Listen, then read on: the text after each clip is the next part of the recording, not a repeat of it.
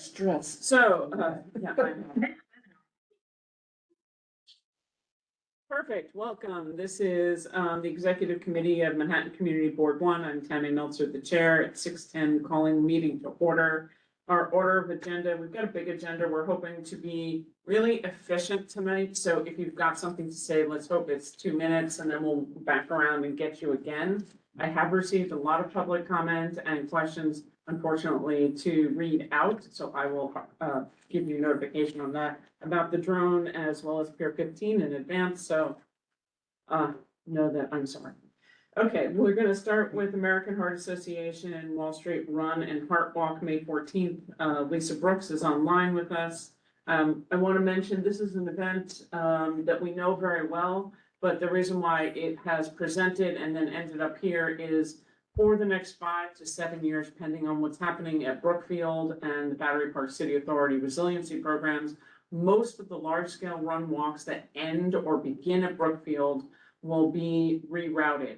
As everyone knows, the construction there is 5 to 7 years. The battery, we still have about a year ahead of us before that construction is also done. So 2 years, I'm sorry, 2 years. So most of the large scale run walks will now be moving easterly, other than those that are for the most part related to 9/11 and the World Trade Center site. So with that introduction as to why, please be kind and patient with Lisa, and Lisa, take it away. All right, thank you so much for the introduction. I wanted to see if possibly I have 2 members from the AHA that have joined, Tara and Jamie, if they could be added up as a presenter, because I think we're going to start with them just giving a brief overview of the AHA and why we're doing this event here. Yep, they are moved over. They are now panelists. Thank you so much. Perfect. And we do have your route map if you need. Perfect. I also have my presentation, which I can share after Jamie and Tara give any remarks. So Jamie and Tara, if you could hear me, you could probably click like unmute on the bottom or start video if you're able to do those things. Hi, Who is thank going to be you. presenter? They should be able to. Okay, there you go. Hi, good evening, everybody. How are you? Great. Amazing. I also know I have my colleague Jamie and my VP of Development on the line. Jamie, if you just click unmute, it's the bottom left of your screen. You should be good to go.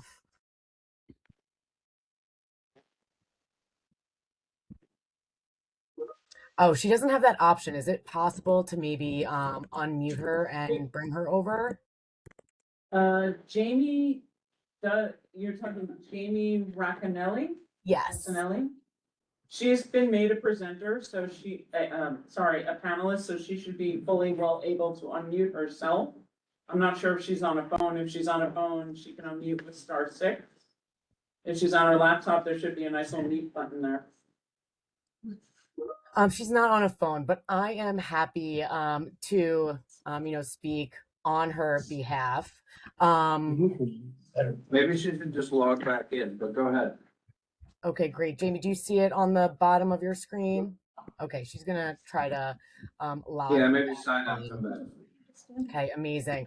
Well, again, thank you. Jamie has been a part of this conversation for probably a decade, and this is my first one. So wish she was present and not muted, but I'm happy to speak for the AHA as I've been a part of the organization for almost 13 years. But the Wall Street Run and Heart Walk is truly, I think, one of our most transformational events, not just in participation, but also for the impact that it makes. I think that the one thing that makes it really special, especially when going and rallying people for downtown Manhattan, is that it is living our mission of literally getting people moving, making sure that we are focusing on our health, our wellness, especially in the New York City corporate community, where we're really addressing all the stressors of heart disease and stroke. Additionally, one thing that's really, I think, the mission behind our specific Wall Street Run and Heart Walk is being a nation of lifesavers. So making sure that every single person, 2 people in every household, learns hands-only CPR. It is something that we do year-round with every single participant and company that is participating in the event. And then obviously anybody in the community who is there, the festival area is open up for everybody. So really making sure that we are living our mission, personifying our mission, and we have been very lucky to be able to do it downtown in Wall Street. And hi, everyone. I'm so sorry. I did not have that option, but when I rejoined, I now do. So thank you for that suggestion. Just echoing what Tara said, I serve as the VP of Development for the Heart Association, been with the organization for 15 years, and we've been fortunate to have this event. This is going on to be the 46th year. It is our largest community-driven event, and as Tara mentioned, engages hundreds of companies, people in the community, many of those organizations that are based right in our downtown area. And so grateful for the opportunity to continue to host this event and rally our community to build a culture of health and ultimately combat the number one health threat of all New Yorkers. So thank you so much for having us tonight. Awesome. Thank you both for sharing that mission. I'll get back into the logistics and I'll share my screen with our presentation. So as mentioned, let's see if it's going to let me share. Yes. The route is changing this year due to the resiliency project happening over. Can you all see my screen? See my screen? Yes. Mhm. Absolutely, we're good to go. Happening over at Brookfield. So this is the new route that we are moving forward with this year. Up until basically Beaver Street, it's the same as the previous route. We wanted to lessen the impact and kind of keep people used to what they knew, the police officers used to, the traffic flow, and we've gone through a lot of different iterations of the route to make sure we're taking into consideration different community places like the firehouse down here, schools, hospitals, mosques, other religious organizations. So this is the route we're moving forward with this year. I did want to just kind of do an overview to show everyone the kind of difference. So up until, like I said, around this point, they're the same. The green line is last year's route and the red line is this year's route. So basically, instead of coming back over to the west side, we're going to come up and around and then end this year at South Street Seaport. I have a few other slides on here, but before I move on, do we want to talk any more in detail about? One question. Yeah. What's the date for this? This is a great question. May We started with that. May 14th, Thursday. It's an evening event. It happens after work hours. So we start down at, and that's my next slide, actually, I can just go to. We start down at the intersection of Warren and Greenwich Street. And that's at around 6 o'clock. The step off's at 6:45. And then back up to the route. The route then follows along. We do a bubble closure so that the roads are reopening behind the last participant. And then everyone is at the finish line off the roads by about 8:30 p.m. Okay, Francis? Is that Fulton Street? Near the Fulton. end? Bolton Street near the end. Let me go zoom in a bit for you. Let's see, maybe it will be easier to see on this map. Okay. So yeah, this is Fulton here, down to John. Oh, we don't go over to Fulton. So this is actually John. We're avoiding Fulton per NYPD request. This is front. This is wall. This is south.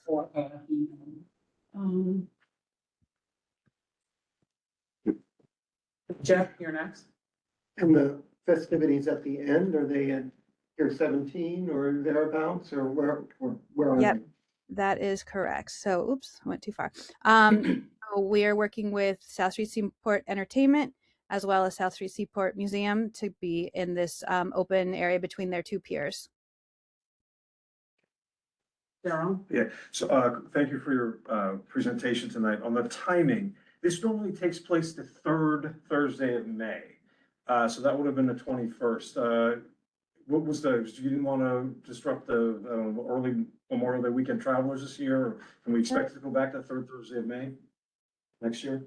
So we're typically around this date. I want to say last year we were on the 15th. So I'm not sure Right, if so that's the third and it's the second. I just want to clarify the timing. Jamie, did you want Yeah, to I can pop in there. So yes, it depends on when the date falls, and usually it will never be the Thursday before Memorial Day, to your point, just because so many of our community members head out or vacation. So the third Thursday, and then when Memorial Day falls like it does this year, it's the Thursday prior. Okay, so do you have an idea of getting way ahead of ourselves? Next year will be the 20th or 21st? I have not looked at Memorial Day, but I trust you, and I will look at that now and let Right. you know. Great Okay, question. just- Thank you. Okay, thanks. Yeah, the third Thursday is the 20th, so the question, next year, so the question is, would you then be doing it on the 13th?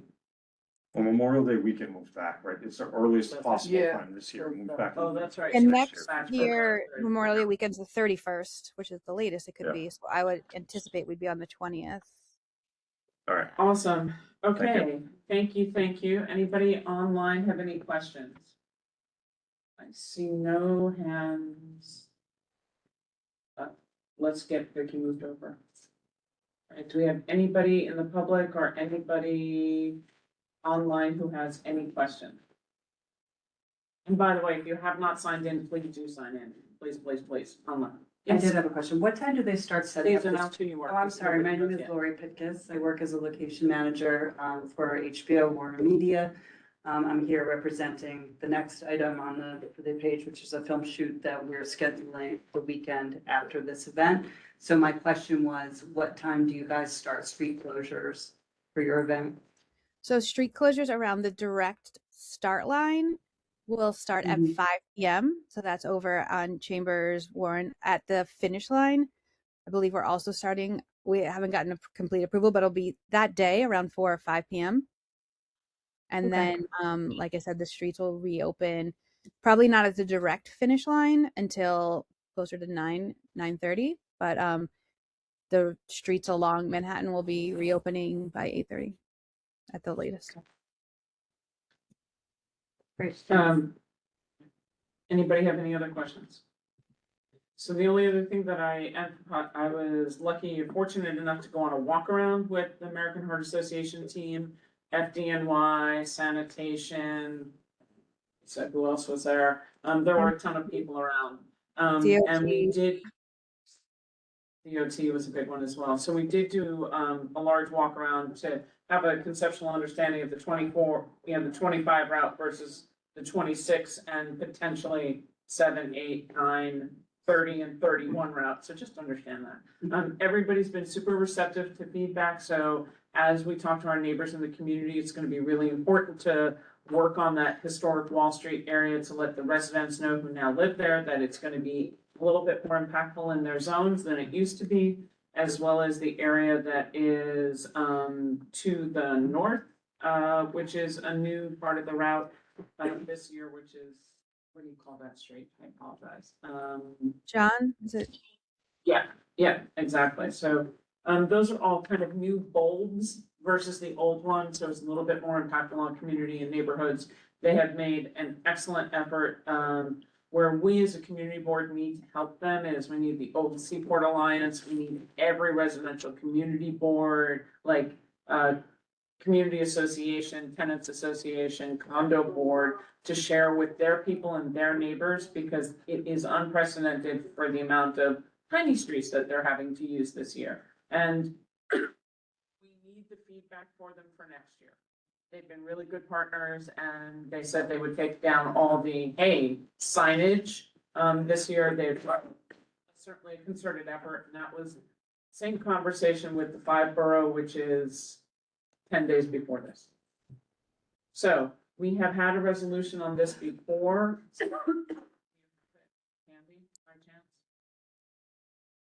Betty, do you have the resolution? No, I wasn't told to have one. Yeah. We have done an AHA resolution before. But I wasn't told I should. It's just in their treatment. Okay, I'm gonna read off the therefore be it resolved that we had from last year, and we would mock it off for this year. There was just one thing, it was Community Board 1 supports the AHA run for the 2026 this year, Wall Street Run and Heart Walk, an important fundraiser. We laud the event's corporate sponsors and all the participants and volunteers. We beseech NYPD to minimize the time that any of the streets are closed to pedestrians, bicycles, and traffic, and urge the MTA to minimize, would be MTA and Downtown Alliance to minimize bus service disruption to the event route and reroute versus canceling bus service for the afternoon and evening of the events. MTA was not a part of the walkthrough. They did make a commitment, correct, Lisa, to work with MTA and talk to them about these two things. Yeah, we're gonna have to definitely fold them in. That was the only unresolved thing that I saw from anything on the run. Does anybody remember anything else? No. So with that, if that works, it's a simple one. We will talk in the whereases about the new run, the new streets that are being used. Mhm. So, you know, the whereases go the new streets. That's no problem. I can work with you. But a lot of that wasn't detailed, you know, trying to detail it. Yeah, I mean, I think we just It got, was attached to that. right, recognizing of the impacts and, knowing that this is, how many people do you have for this year for 26? We have 8,000. Over. That's a little bit less than last year. What did we say last year? I think our 8,000's always been our kind of goal to have on site. You had a limit last year of 9250. Do you think that that's about the same? Do you have a limitation? We do cap our registration, and then we obviously have attrition of people that fall off after registering. And what is that cap? I believe it's right around like 95. So Okay, 92. you'll let me- Yeah, 92 sounds. Let me, you know, if you can just take a look and let us know, that'd be fine, because it just tracks with what we've talked about before. And then, what time does the end at, the Seaport start? Like, what time does your event start and end? So it won't, I mean, we'll be setting up all day, but it won't start till the first person crosses the finish line. So I would say that's from 7 p.m. till 8:30. Okay, great. And the start line is still gonna be with check-in. What are you doing check-in this year? Great question, Tam. So we are going to be delivering, which we always do, all of our bibs to our companies ahead of time. And we really didn't need to do a check-in. Most people come to the race start line with their bibs on them. We're going to come up with a information/solutions for anyone that does have race day issues. And we'll publicize that once we have it finalized. So the start line Hope Station location will be TBA, but we are still starting somewhere on around Warren and Greenwich. Correct. And the reason we said around is because when we did the walkthrough, just so everybody's aware, they were actively moving the construction site north on Greenwich, so not really sure. And do you have that finalized yet? No, we're waiting for a meeting with DOT and the construction team and the CECM team. I drove by there today. It was looking tight. So we just need to understand what their impact's going to be in a month or two, I guess, a month and a half, and work with them and see what we can make work. But at this point, after all the other changes, there's no plans to change the start line as much as we can help it. And it's rain or shine, right? Rain or shine, obviously severe weather would cancel it, but rain or shine for sure. Knock on wood. Awesome. So with all of the information, with everything that we know, I'd like to do a vote by acclamation. Are there any in opposition? Hearing and seeing none in the room, are there any online?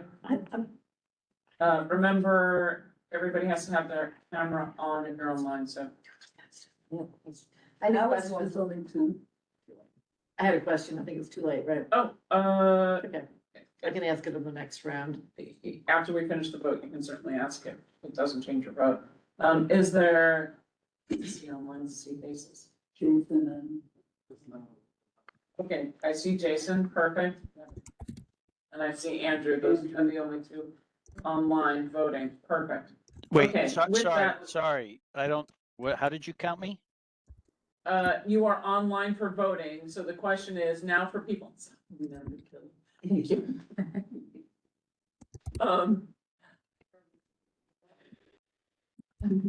Is there anybody online who opposes or abstains or recuses from the event? Hearing and seeing none from online, is there anybody in the room who needs to abstain or recuse? Fantastic, motion passes unanimously. Alice, the question that you wanted to ask, I'll do it after the next presentation. It might be more time.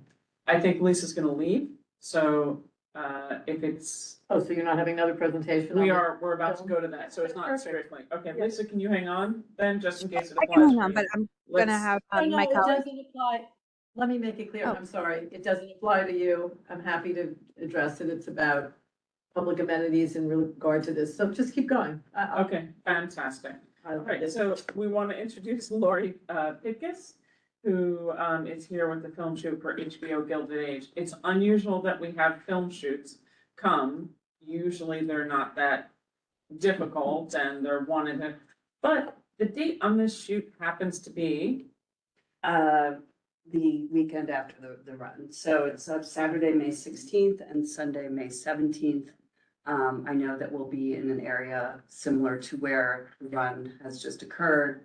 Understanding the timing of the run, I think we would be in a prep period that day, that Thursday, and we would be done with our work before the run happened that day. By way of introduction, I just want to, we didn't arbitrarily pick this area, but the Gilded Age is a show that takes place in the 1880s. Every year, every season, we have a sort of pinnacle event that happens. The first year was electricity being turned on, and that was portrayed as being down at Park Row.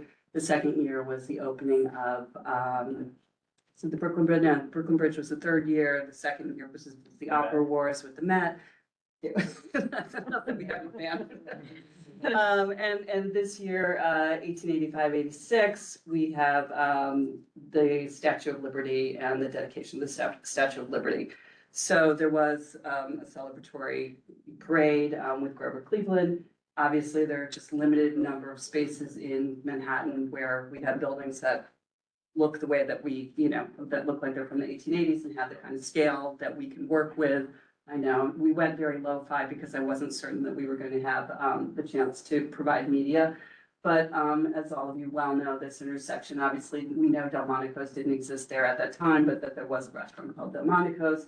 But looking down, William Street here provides a tableau that with VFX, we can take out the building behind here and create an 1885 scene. Once we add in things like bring little elements here. This is just an example of the kinds of things that you want to stand back. I was gonna say, I need to actually, I think if you stand up and Okay. you stand up or next to the, sit at the and then, cameras. and then, cause Well, that's- it's gonna that's what track we- you while you're talking, so if you're kind of like.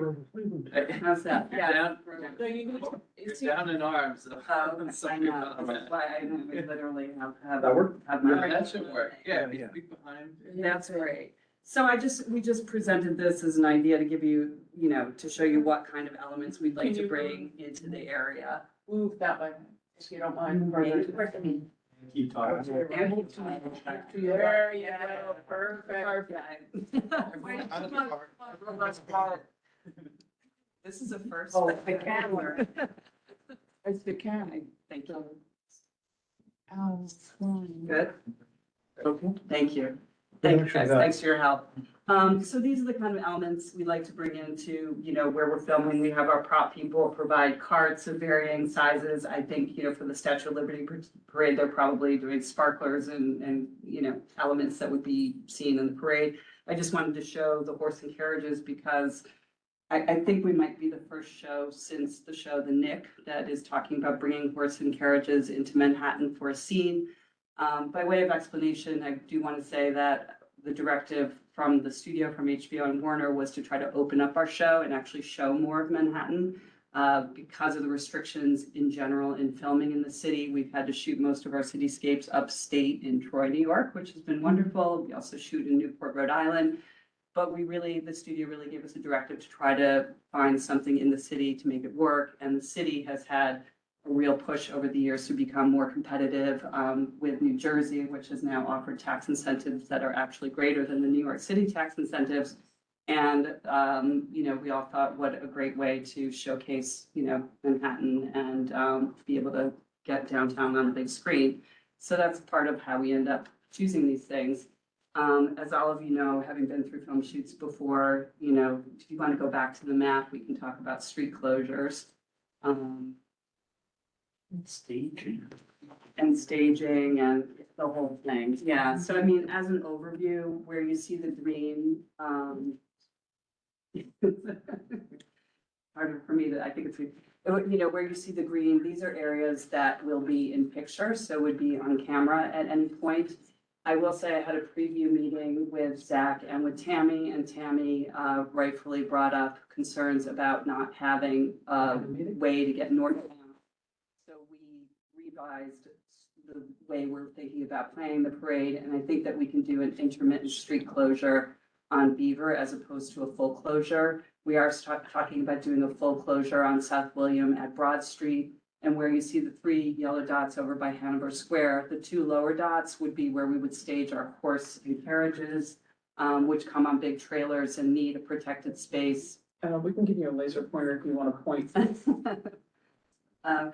Yeah, I mean, I think with my one, you know, the horse and carriages would want to be here on Hanover because there is that sort of cutout in the curb lane here that would allow for 2 lanes of horse trailers to be here and 1 lane on this side.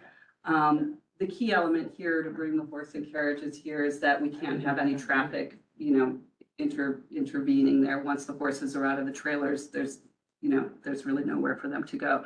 The other reason we wanted to bring them here is once we have them here, we want to have their carriages staged on Pearl Street. They'd hitch up, they'd come onto set, and, you know, they'd be safe here once we have the intersection closed. The intermittent closure here mostly is because once the horses do come down here, they will have to come back, you know, to go back to 1 or to reset between scenes. They're going to have to come back on Beaver. But having looked at this again with our director of photography recently, it does look like Beaver Street has so much scaffolding and, you know, things that would be contradictory to what we want to see on screen that we've really lessened, and we've pushed more of our work to South William. Tammy also expressed concerns about Stone Street, rightfully. We all understand that as the weather gets nice, you know, it's an outdoor cafe, starting at about 11 a.m. So we've been working with the restaurants there to see if we can film from like 6A to 10A over here, right by where the Wall Street Hotel alleyway is, and stage a scene coming off of William down Stone and then cutting over the alleyway and being back on William. So I know we have like a pursuit scene where one character is looking for another in the very crowded parade. You see them go down that way. Again, we've been talking to the businesses on Stone Street. Ulysses in particular, I think would be a hot spot for us, and we're working with them directly to talk about not a full restaurant buyout, but we do some kind of business buyout and ask if they could wait a little later than 11, maybe give us to noon to just get off the street and finish our work. That said, we've been boots on the ground for a month and a half or so. We've been working closely with Delmonico's, with Sao Paulo, with 15, and we've been talking to the parking garages in the area. We've made a preliminary deal to park all of our crew cars at the dock parking lot and I can't remember the other parking lot on Beaver Street, the name of it. But the idea is if we pay them a fee and then have our 200 to 300 cars parked there, they'll be doing business for sure that weekend. What you see here, the purple is, I heard someone say support space and parking. What we have here in the lavender is our base camp, which would be our campers, our support vehicles, hair and makeup and wardrobe. The reason that there is so much parking looking like it's being taken is because of the inordinate amount of construction that's everywhere. So this is basically covers where we're keeping driveways clear, hydrants, you know, anything that we can't be parking against. We've had to take longer length of street to accommodate the trailers. I think the key to our success that day is being able to park our working trucks on Broad Street. And I'm talking to the city about, I know this is no standing any, I'm pretty sure. But I want to be able to park our equipment trucks here so that we can just roll our equipment into where our set would be here. We've talked about Stone Street and Bridge Street, one side of the street only. And by way of explanation, I think where our crew is probably 150 to 175 people, and we probably have 300 background actors this day. So we're bringing a lot of people into the neighborhood, a lot of, you know, buying a lot of food, a lot of, you know, tapping resources. I do think that one of the things I thought would be easier as opposed to trying to do street closures during prep, because I want to eliminate the amount of time that we're actually closing streets, is I've asked our crew to look at doing a longer prep, like a 5-day prep where we have maybe one lift and we do an intermittent closure so that the lift can go. And really what we're looking to do to create the parade atmosphere is to add bunting and flags on the first 2 floors of the buildings. Our VFX people will take that and then replicate that further up. We're also talking to a lot of the buildings about things like, access to balconies and windows, we're talking about high angle shots like this where we might be able to cut away and see revelers, throwing ticker tape from windows. That's sort of a, kind of frame that we're looking at.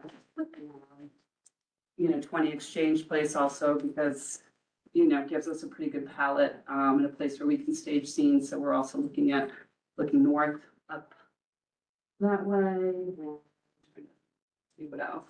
But yeah, I would say our main focus was the first, let's see, this one. Sorry. Here, and took a little bit to do here.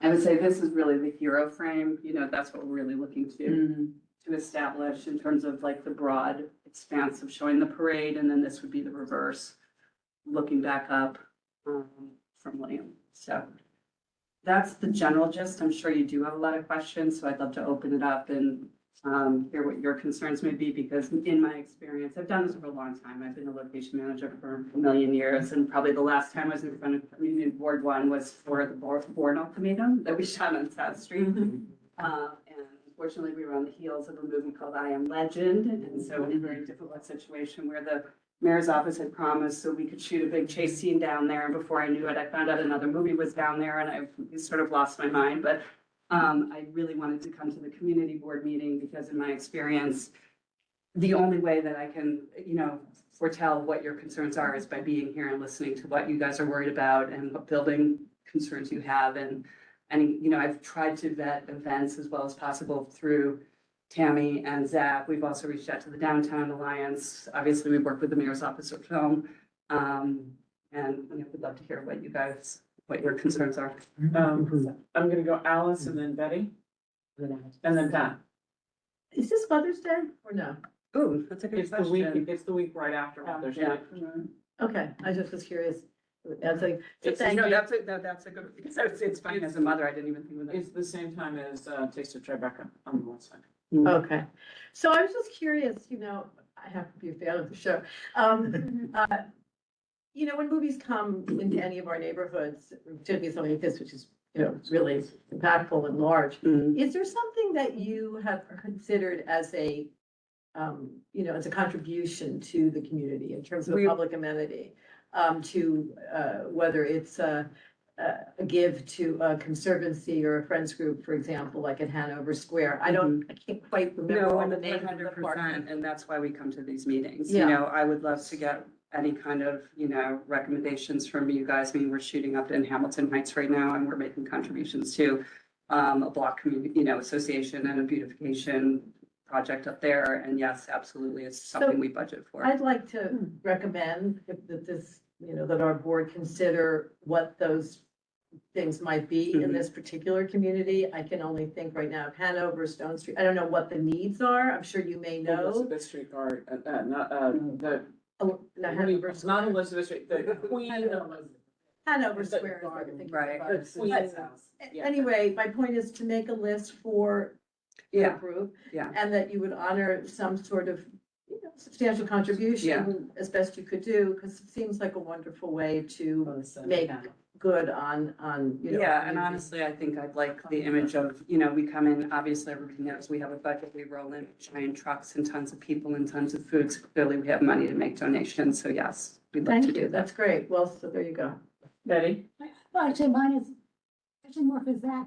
And since it started talking about the American Heart Association and the use of those roads, what happened in the city events talking about the Bloomberg 1 mile, 1 mile relay was gonna be the day next, before or after? It's before the AHA. But that's also, are you aware also there's another event? I am, Okay. Tammy made me aware of it. I did note that both of those events start after work on days that we would be prepping. Our people will be off the street by then. We typically on prep days work 7A to 4P or 7A to 5P, so I think we will be cleared out by I then. just want to make sure you were there. Yeah, no, thank you. I appreciate it. And because everything's being pushed a little bit earlier to be further away from Sale 250 by events and film and MOM and everything. So May is going to be a very exciting time in Lynn. Pat, you're next. And then So Alice actually covered some of what I wanted to say. Great. So the film used to always come with quality of life, and we always ask that if you had dry cleaning, you joined a feeder crew, that you use something in the community. So I'm glad you and Tammy have had that conversation. Have you spoken to the managers if there are supers of every building that's going to be? We've been making the rounds, talking to building management everywhere, because in some of these buildings, we're looking for the opportunity to contact residents directly who might, and again, those people get paid too, you know, if we go up. Not only residents of apartments you want to use where you have people standing on the balcony, but Correct. residents that are going to be inconvenient. Yeah, we're trying to go as broadly as possible, and again, if there's any sort of mailing list, or I know you were talking about just the people running the other, you know, any notification list Yeah. that you can give us, we would I love think- to take advantage I mean, of. from my perspective, we're gonna try and work to help Lisa Brooks and that community, you know, that group, because it's so much bigger than you in a way because of the numbers. Numbers. But, yeah, Bloomberg is the 13th, AHA is the 14th, and your real street We're on closures and the load-in is the 15th, 16th, Also. 17th. Mhm. All right, so I'd like And then when do you load out? Is that the 18th, that No, Monday? when we pull out on Sunday, we're pretty much out. On the 18th, the Monday, Tuesday, again, we'd be like with one lift and a crew of 10 people pulling down the banners and whatever's on the, you know. So I know you said that you're going to use the local garages for your crew, but there may be residents who park on the street that are going to be inconvenient. So if, you know, they come to you and they need you to pay for their. We're happy to vouch for Great, them, that's good. seriously. That's- Like, to me, that's the least of it. It's, the real trick and what's difficult is getting the notifications out, Right, you know, and then you get the people that are like, oh my God, I had to do this. And I'm like, if only I'd known, we would have helped you. And the other thing is, a couple of days ago, I was having a conversation with one of our board members who had been stopped from going home Mhm, to her house because there was a film shoot. mhm. So I know how expensive it is for every minute of the film shoot. But the reality is people live there. I don't know how you're gonna handle it, but if people are coming home or Yeah. leaving and need to get in and out, they have to be allowed to do that. 100%. I completely understand. And honestly, you know, in theory, we're only holding traffic or we're only holding up when we're rolling. I've been, again, on plenty of shoots where when we're rehearsing now, we're not letting people in. And I know that those things can go on forever. A lot of the communication, I think, where it fails is because we also have flaggers with us, we have police officers with us, we have people that don't necessarily work with our production with us.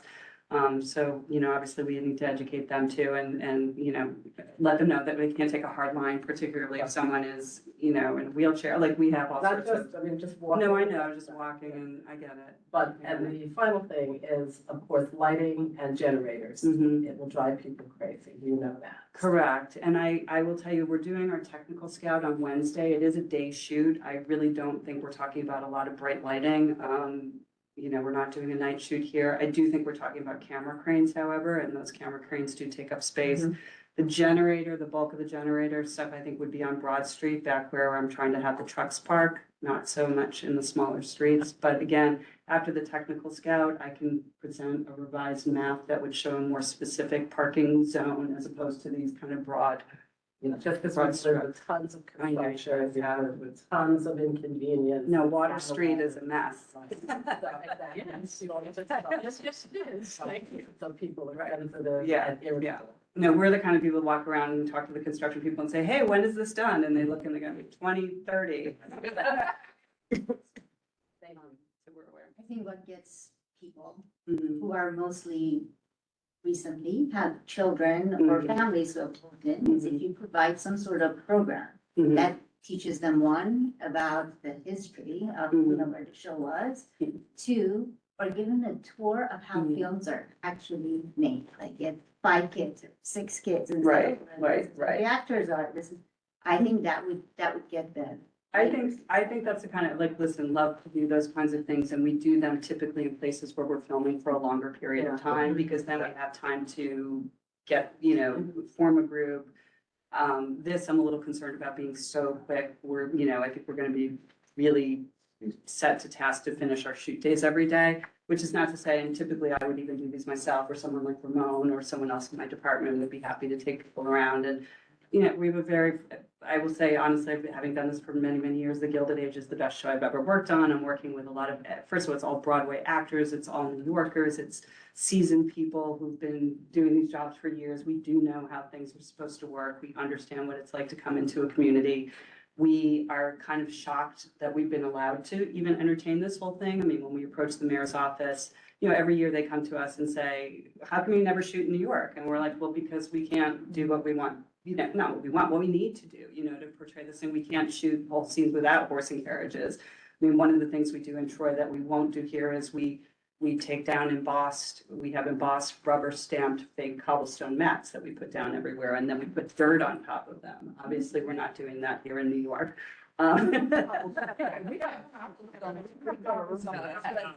So, But we're. the garden that you're gonna be around, just so you know, is the Mhm. Queen Elizabeth II September 11th garden. That's Mhm. the one that's right there.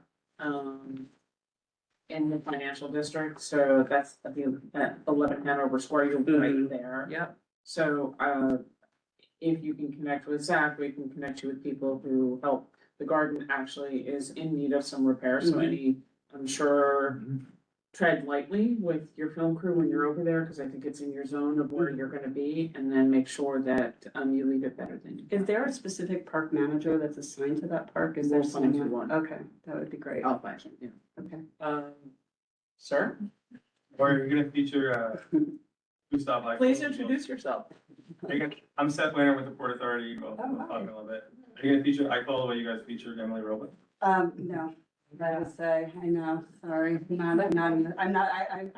signed an NDA, but I mean, I could have, but they didn't more, but anyway, Alice? other things to get, so are we gonna be in writing resolution? Well, I have two questions. What do you do with the food? Is it something where you could ever give it to a shelter or? We do every day. So we have a caterer, the way it typically works in the film business is our caterer is contracted with us for the run of show.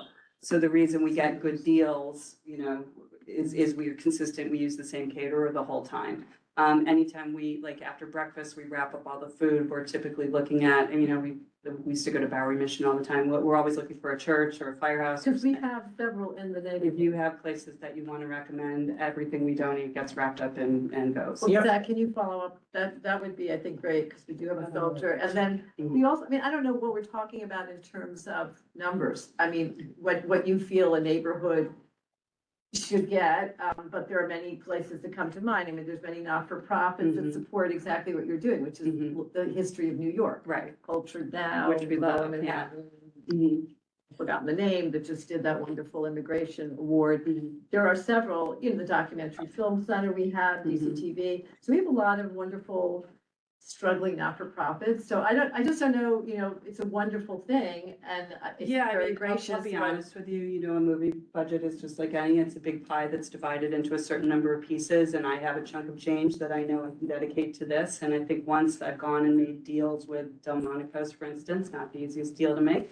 You know, in the parking garages and some of the other places, then I know what I have left. And, you know, I'm basically here to spend the money I have to spend. So, you know, if there are some organizations that are struggling more than others, we'd love to know about it. And I'm happy to divide that pie up into 8 pieces, or if it makes more sense to give more money to 3 people, you know, I kind of leave it to you guys to suggest. Yeah, I mean, That's great, thank you. because you are over at that garden, that was my first That sounds thought, like a number one. simply because that is a place that is in a bit of disrepair.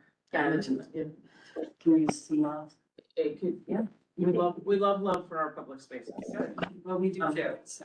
And thank you, the biggest thing for us is we really appreciate you shopping local. The thing that makes me really frustrated when I see movie shoots are the large catering trucks that I know have nothing to do with supporting small businesses in the neighborhood.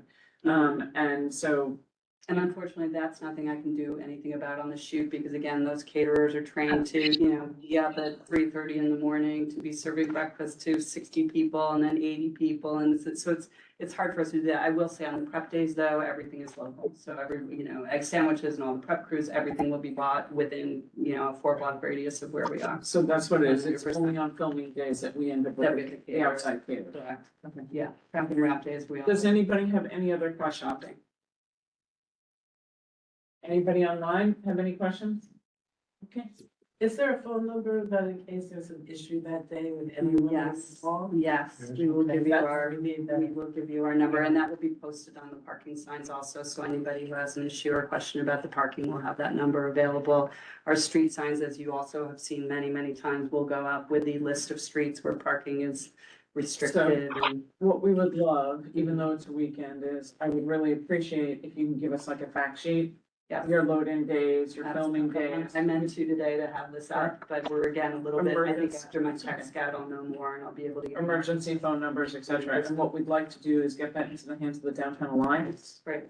As well as, you don't really need the Seaport crew, but it's really the Downtown Alliance who operates the historic Bi area. So to get in so they can share with their larger properties and then the residential buildings to try and be more comprehensive. People will expect the American Heart Association run, not necessarily the route, but they know to expect it. But Right, this this is coming from Woodfield, I understand. correct, because usually you breathe over the weekend, but it'll be Bloomberg on Wednesday, AHA Thursday, you're rolling in Friday, Saturday, Sunday, Monday.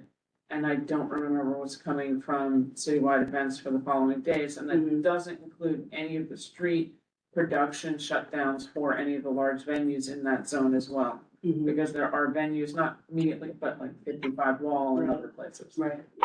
Yes, Okay. thank you. Yeah, happy to provide the details and honestly happy to listen to what you guys have to say and see how we can help out. Appreciate you. Thank you for coming in. Everybody say My thanks. pleasure. And we're gonna move on to, we're not doing a reso on this. Could I ask one question? Sure, David. Do you know where the post-production is done? Actually don't, I'm sorry to say, Yeah. I'm like, That's an the on the opposite ground, end of it's the the thing. other, yeah, I Yeah, don't okay. know, honestly. Yeah, I think it's New York though, I don't think it's being shipped out to LA. Why aren't we doing a resolution on this? We can do a resolution. Would you like to do a resolution on this? I think that we should memorialize this. It seems like this is a real potential give to the community that we want memorialized. I don't know, you're shaking your head, Pat, you say no? We don't need a reso. We used to do it all the time in quality of life. The reason why we brought them in was because of the density of that week and how hard it is. But I do think there is a value for what Alice is saying, because they are saying that they would be happy to, use the local vendors and to, provide some money for the local nonprofit and especially the part that you're gonna be filming around, which I think is really Oh, important. and donate to it. And donate. It's just a way to memorialize what has been said, which is a lot, in a document of some sort. I don't know how else you want to do So it, but. I'm happy to do that. That's not a problem. There are no events at Cipriani, but. I know that there's not, because we looked into them for holding, so they have an event on Friday. They finish, I think, at 11 o'clock Friday night. You're working with them, so. I'm actually not, I think we're end up gonna hold our background at 1 State Street. I think they're gonna get ready over at 1 State Street, and then we're gonna work with 20 Exchange, the coffee shop there, Yep. and then we're gonna sit So in there. if you can send us all I'll that send you all the information, details that would be of that. great. So the resolution basically understands that you're loading in on the 15th, Mm-hmm, for a shoot on the 16th. mm-hmm. Are you still shooting on the 17th, that Sunday? Yes, we are. So it's a shoot on the 17th with load out, but there's no nighttime shots, right? Correct. So there's no night work and your load It'll out be very through the early 18th. morning work, so prep could start as early as 4 a.m., which is night. Early morning, but I think No, that's that's not- Saturday. Not noisy. We always ask that you Mhm. Well, I was gonna say the biggest issues that I think the biggest advance we've made is people are, not holding their walkie-talkies out. They now have surveillance walkies so that they're not, you don't hear them blasting everything. But again, I'm hoping most of that But we know landing is bullhorns off. before 7 No, a.m. God, no. bullhorns, but not Thank that you. one, But that's another reason the walkies are good. But again, that's part of the reason I've been really pressing to get Broad Street for the main equipment parking, because I feel like it's a little bit further off of more of the residential areas and smaller streets. So with all of that, knowing that they are using local vendors for prep days, which includes the 15th, the 18th, but there will be the regular catering trucks, the 16th and 17th. They are gonna do some money for the park to help that and local orgs, and they're gonna donate the food that is not consumed. What else did I I have miss? another thought. Please. Could you ever do a screening in downtown at DCTV? If I worked for HBO full-time, I could say yes to that, but I'm just freelance. So, I mean, it's something that we can talk about. I can put it in front of our media relations people and just say it's been requested, because honestly, you have wonderful venues down here and it'd be kind of an interesting It would be opportunity to wonderful. do something for them to promote it anyway. So At I the feel like Star. there's always synergy with these things, and to me, that would be, I just can't make the condition of No, I- our film I- based on, you know, Okay. something like that. So. That would be wonderful. Okay, so with that, with everything that we've talked about for the film shoot, we are saying yay, we are not saying nay. And they've been incredibly patient and flexible. So a vote by affirmation, if you are voting online, you must have your camera on. That applies to Jason, Andrew, and Trisha. Yep. Can I ask a question before you vote? Yeah, Oh, because wait. I haven't had somebody call and call the question, so ask your question and then. Just so curious, how many extra you think you're gonna have? 300. 300. It's a lot. The idea is that Saturday would be our big day. We'd have 300 extras, and we're hoping to get the master shots, the bigger wide shots with the camera cranes done on Saturday, and then we'd like to pare down to half of that on Sunday. If all goes well in 2004 and, you know, everything works out. I will confide to you, I think the most complicated thing about this shoot is that for us to create the streetscape we look for, it's a lot of carts, it's a lot of props, it's a lot of barrels, it's, you know, the kinds of things that make, you know, and that to me, I'm still working at the logistics of where we stage that stuff, because that can't all arrive Saturday morning and just magically be in place. So there's a process, you know, on Thursday and Friday of where do we land these things where they're out of the way, so that when we come in Saturday, we have the army to do that. Sorry, I'll wrap it up. Thank you. Question was called, is it seconded? Fantastic. It's a vote by affirmation. Are there anybody in opposition? Hearing and seeing none in the room. Hearing and seeing none online. Okay, I see Trish, I see Andrew. Jason, if you are not there, then Vicky needs to turn her camera on because one of you has to have a camera on to vote, please. Hearing none in opposition. Are there any abstentions or recusals? Hearing and seeing none, fantastic, motion passes. Thank you so much. And welcome to the neighborhood. Thank you. And Tammy has my number, and if any of you are in the neighborhood that day, please reach out to me. I'd love to see you. I'll be there. On the west side. Okay. I'll be there very early. Musicians spinning. I'll come on a setup. I'm not sure. Thank you very much. All right. Thanks for your time.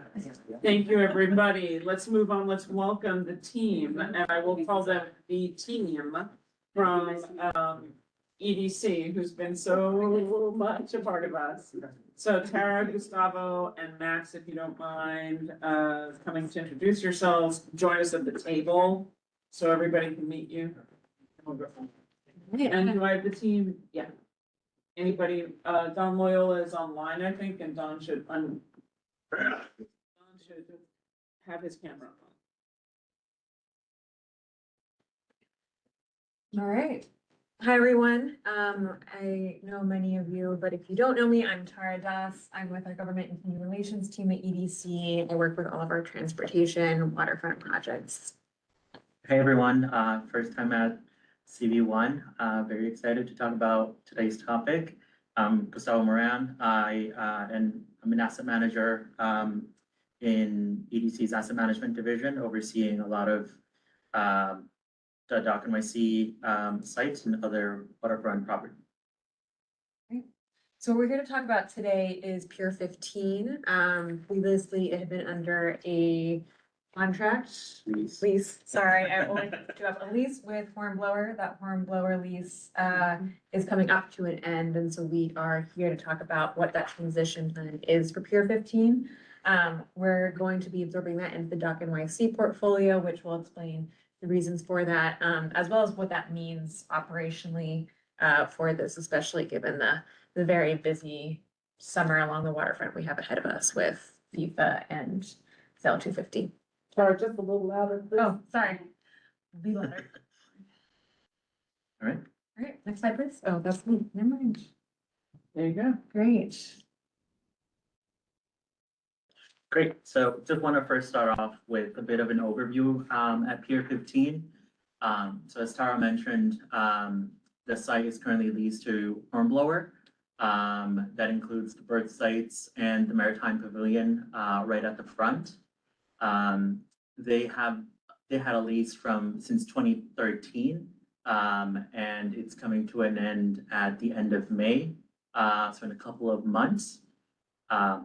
And as Tara mentioned, the city is really prepping for a lot of summer activations, Sail to 50, FIFA World Cup.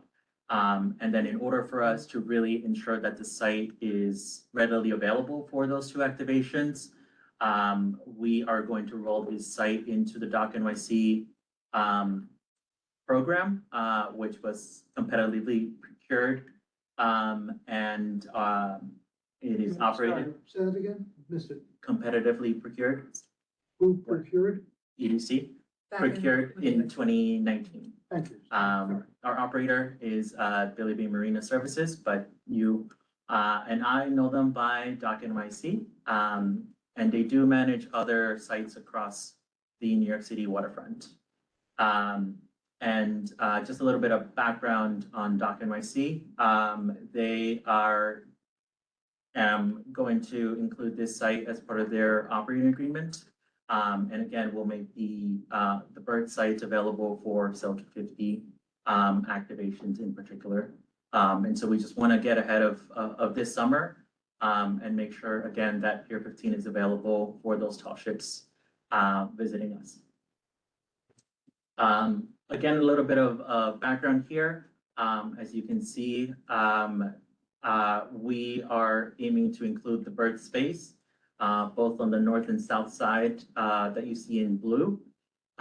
We're also aiming to include the Maritime Pavilion that you see in magenta, purple.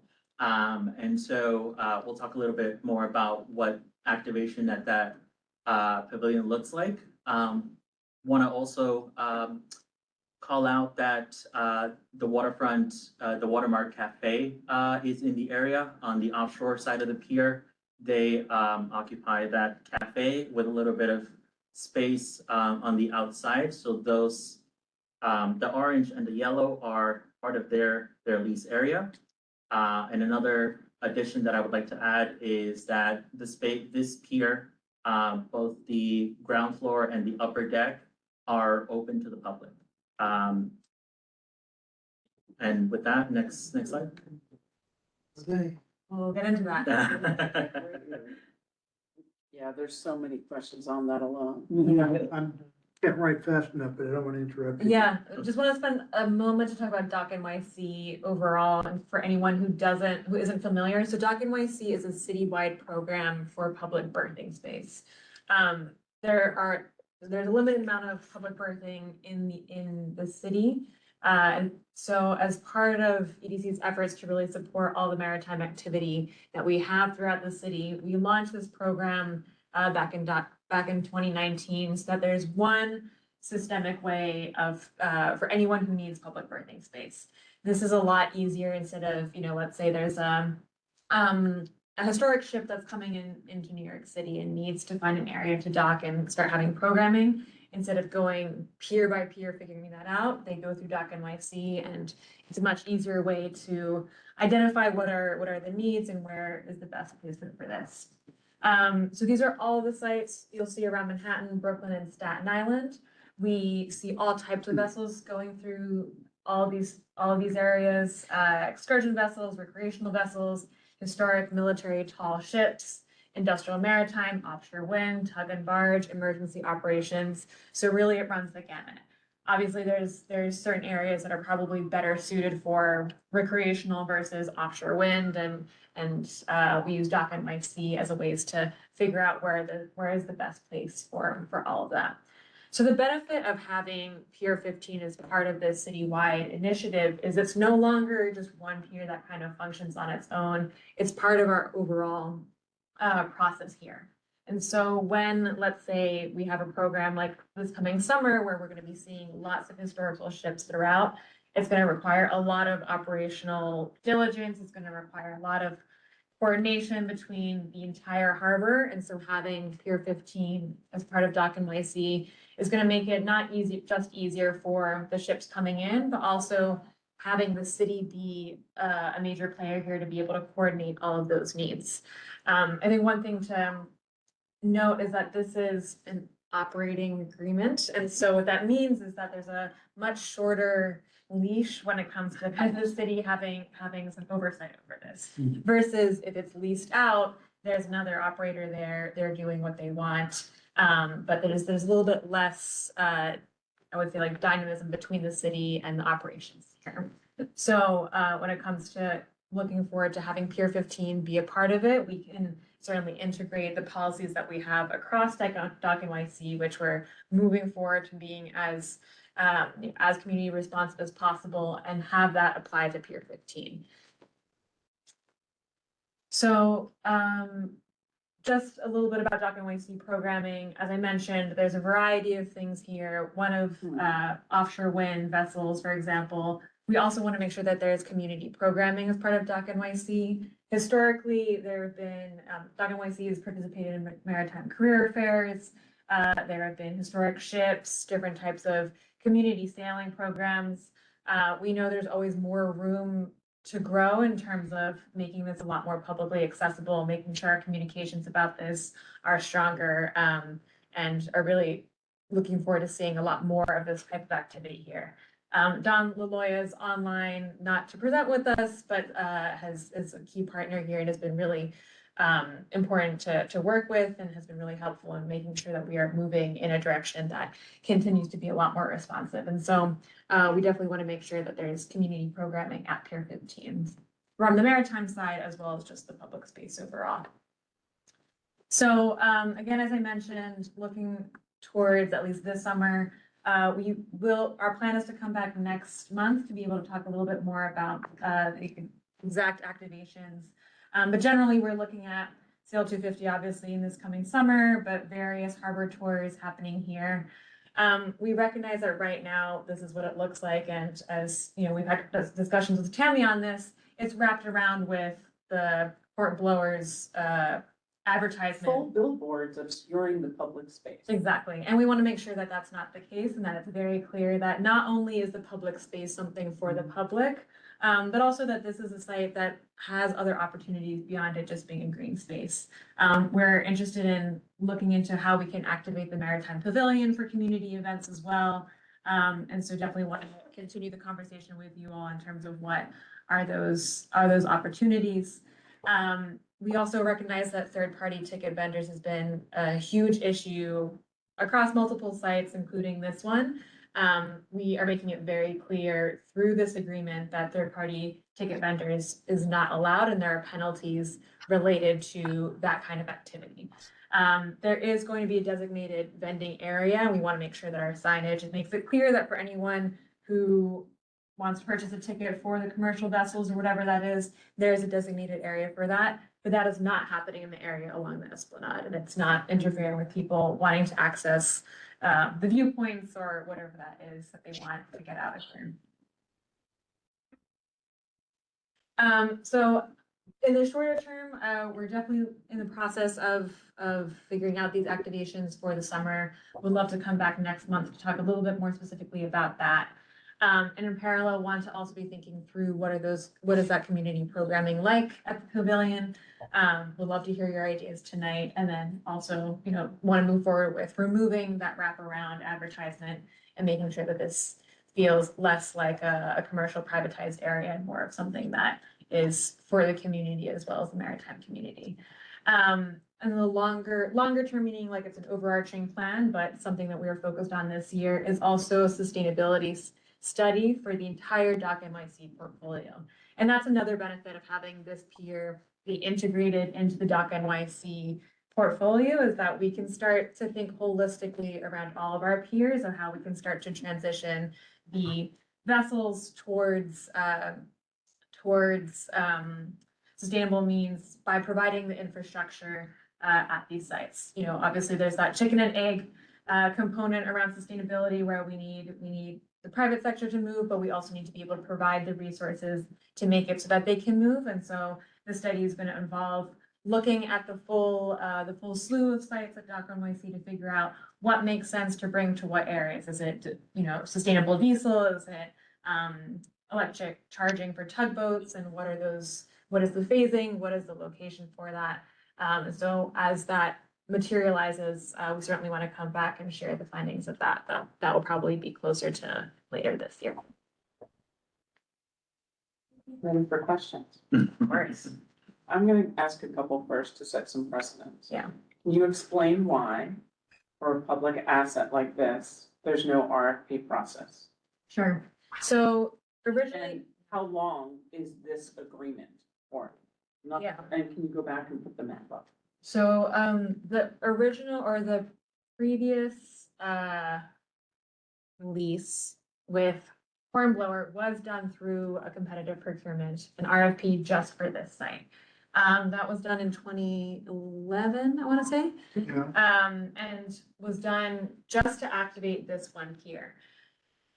You know, Hornblower had been there, they managed it the way that they did, but I think over time, we recognize that just given what our needs for public berths, as well as being able to manage them comprehensively, it does not make sense for this public berth to be managed in a one-off lease or RFP. It really makes a lot more sense to have this as part of an operating agreement where we are working in tandem with with Dock NYC and with our greater program to make sure that this is serving the types of historical ships that are coming in or whatever other needs that are a part of the harbor, and not having this be just like a one-off where, you know, we don't have as much control once it's leased out entirely. So.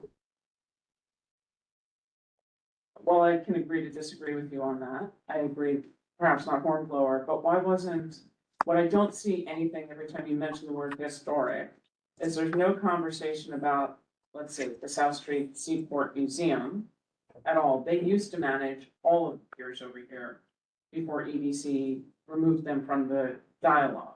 So my question is, why is there no programming and no maritime conversation in any of the presentation that reflects anything about the museum and any kind of connection to the seaport and in anything that you've shown us? And why wasn't the museum offered an opportunity to help manage historic? They do already work on part of it, so why weren't they included? Why is it an automatic to, no offense, Don, to Dock NYC, which has nothing to do with historic ships, versus the people who are there locally working with historic ships?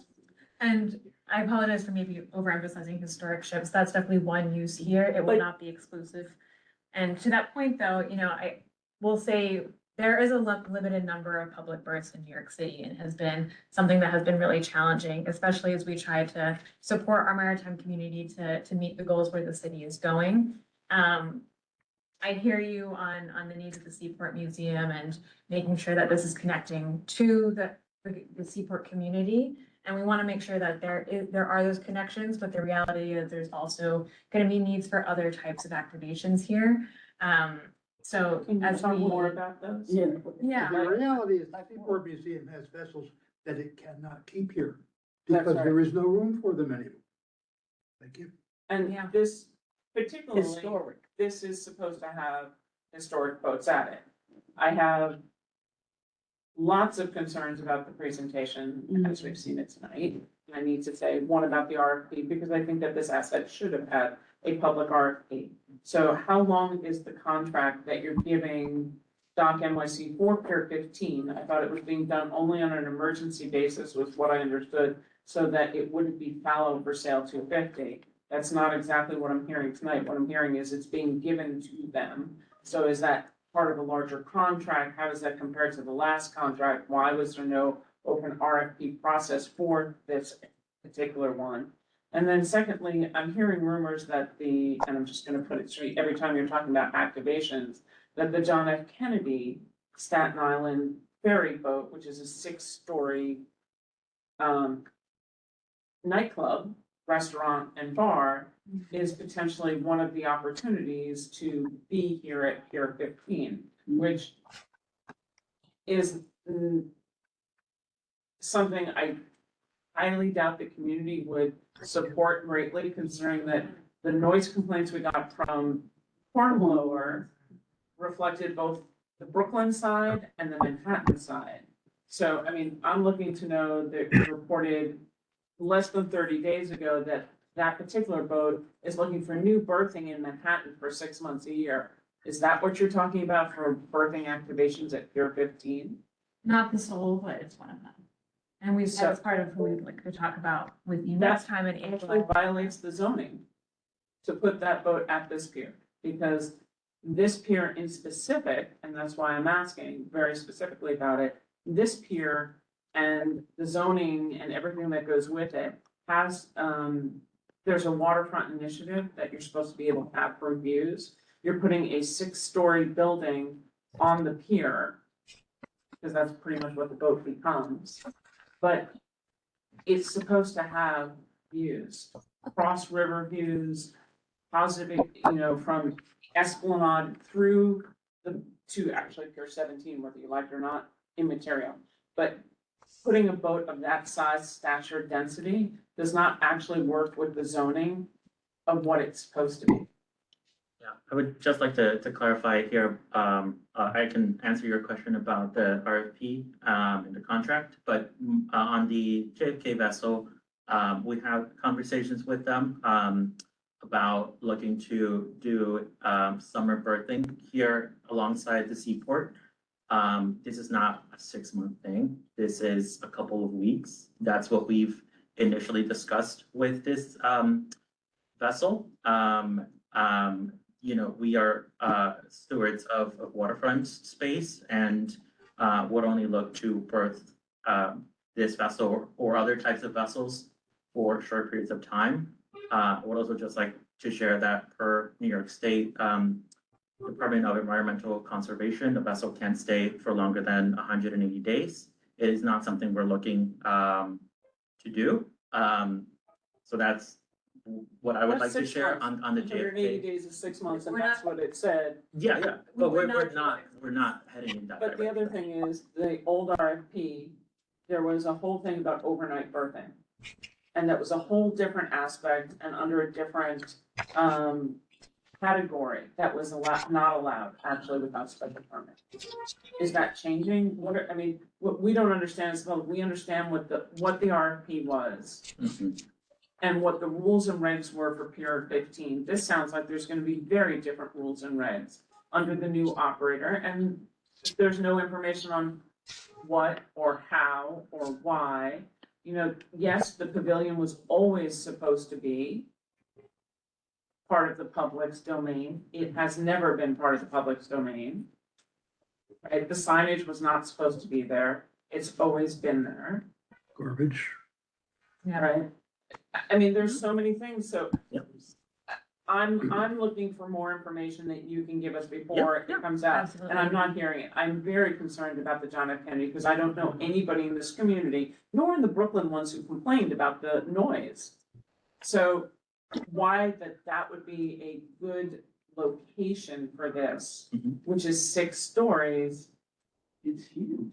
in the historic Seaport District. It's a special district. Yeah. And It was I'll part just of say, as Gustavo mentioned, like, we are in those conversations, nothing is finalized.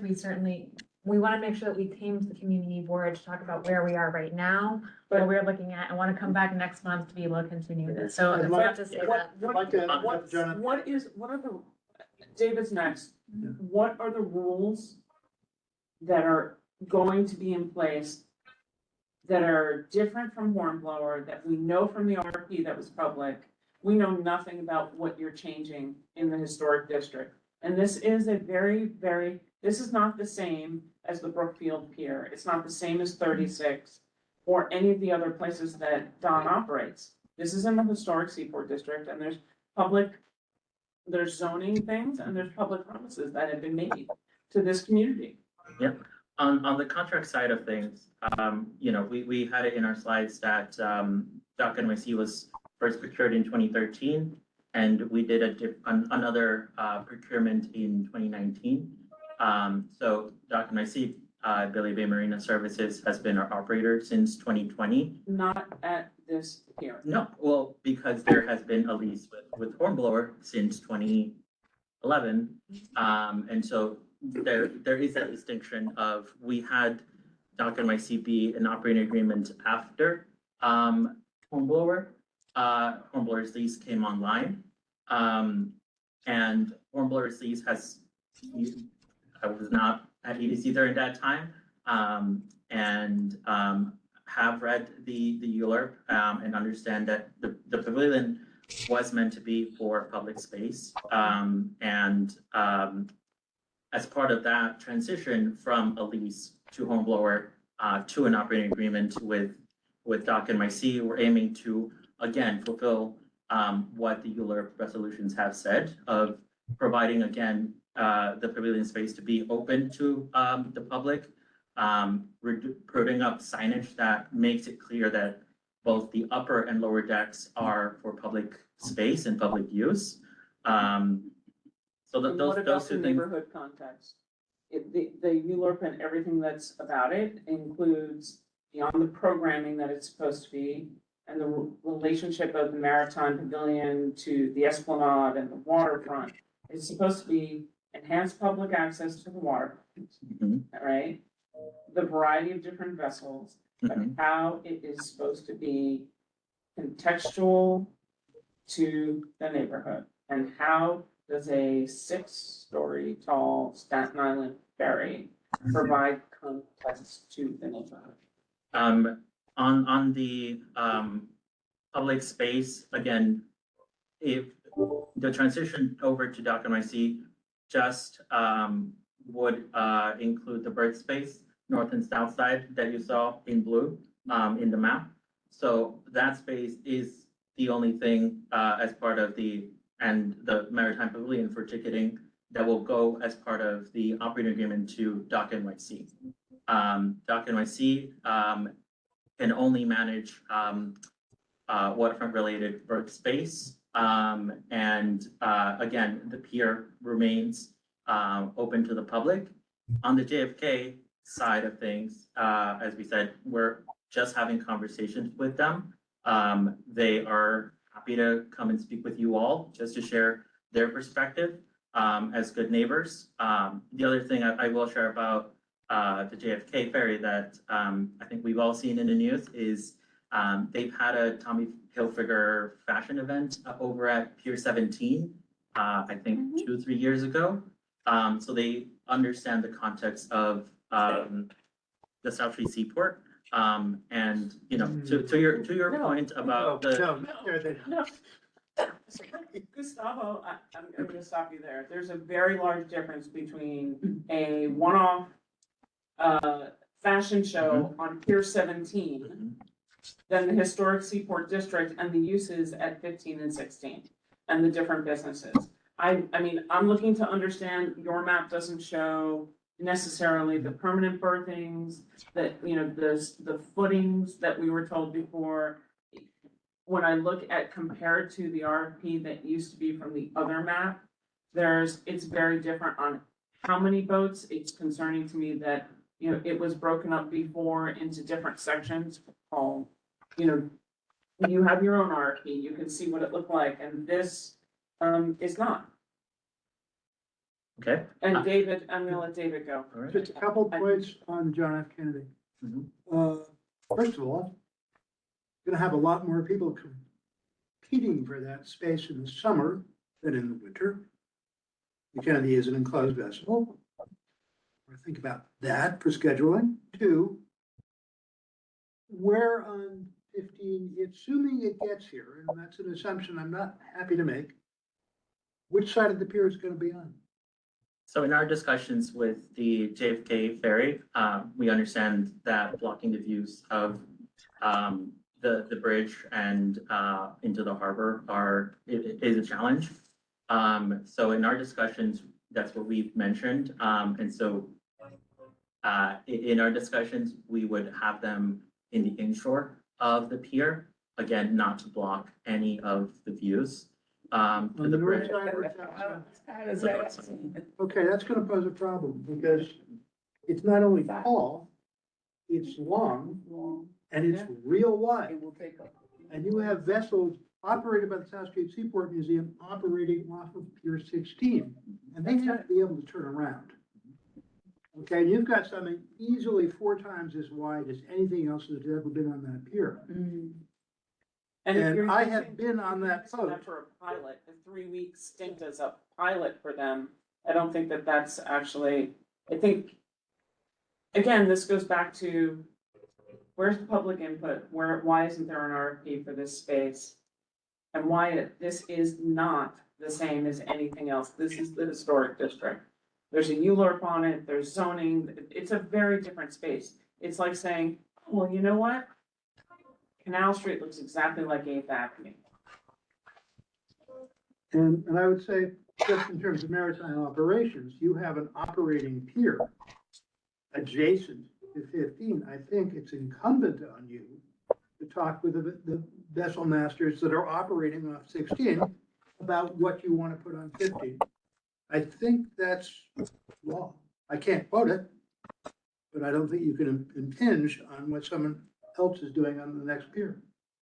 Okay, please do that. I'm sure South Street Seaport Museum is pretty happy to talk to you about this. My third question, and last, for now anyway. Pier 16, in fact, is scheduled for some major restoration. That raises another question. Where do the boats on 16 go when that restoration is happening? The logical answer would be 50. Please talk to the museum about that, if you would. Actually, we're gonna need to put all of this in resolution form. David, so, I mean, because, Write it up? yeah, Okay, we're gonna, yeah. thank you. Thank you. Yeah, it's like if you haven't sailed there, these things might not occur to you. We call it the big orange thing. Yeah. Yeah. Off in the session. And are you calling that a pilot? Are you piloting that for 3 weeks? We're calling that birthing for a few weeks. Is it a pilot? Well, I'm specifically asking, will it be deemed a pilot, which EDC is very good at doing, for future permanence for its birthing? Because it was widely reported they're looking for a home in Manhattan for 6 months and a home in Staten Island for 6 months. So I'm asking if your plan with Doc NYC is a pilot plan for the longer term. I think at this point, it's, again, like we're still in those exploration conversations. When we come back next month, we'll be able to kind of give a little bit more as to where those have evolved into. Suppose we said we didn't want it there at all, period.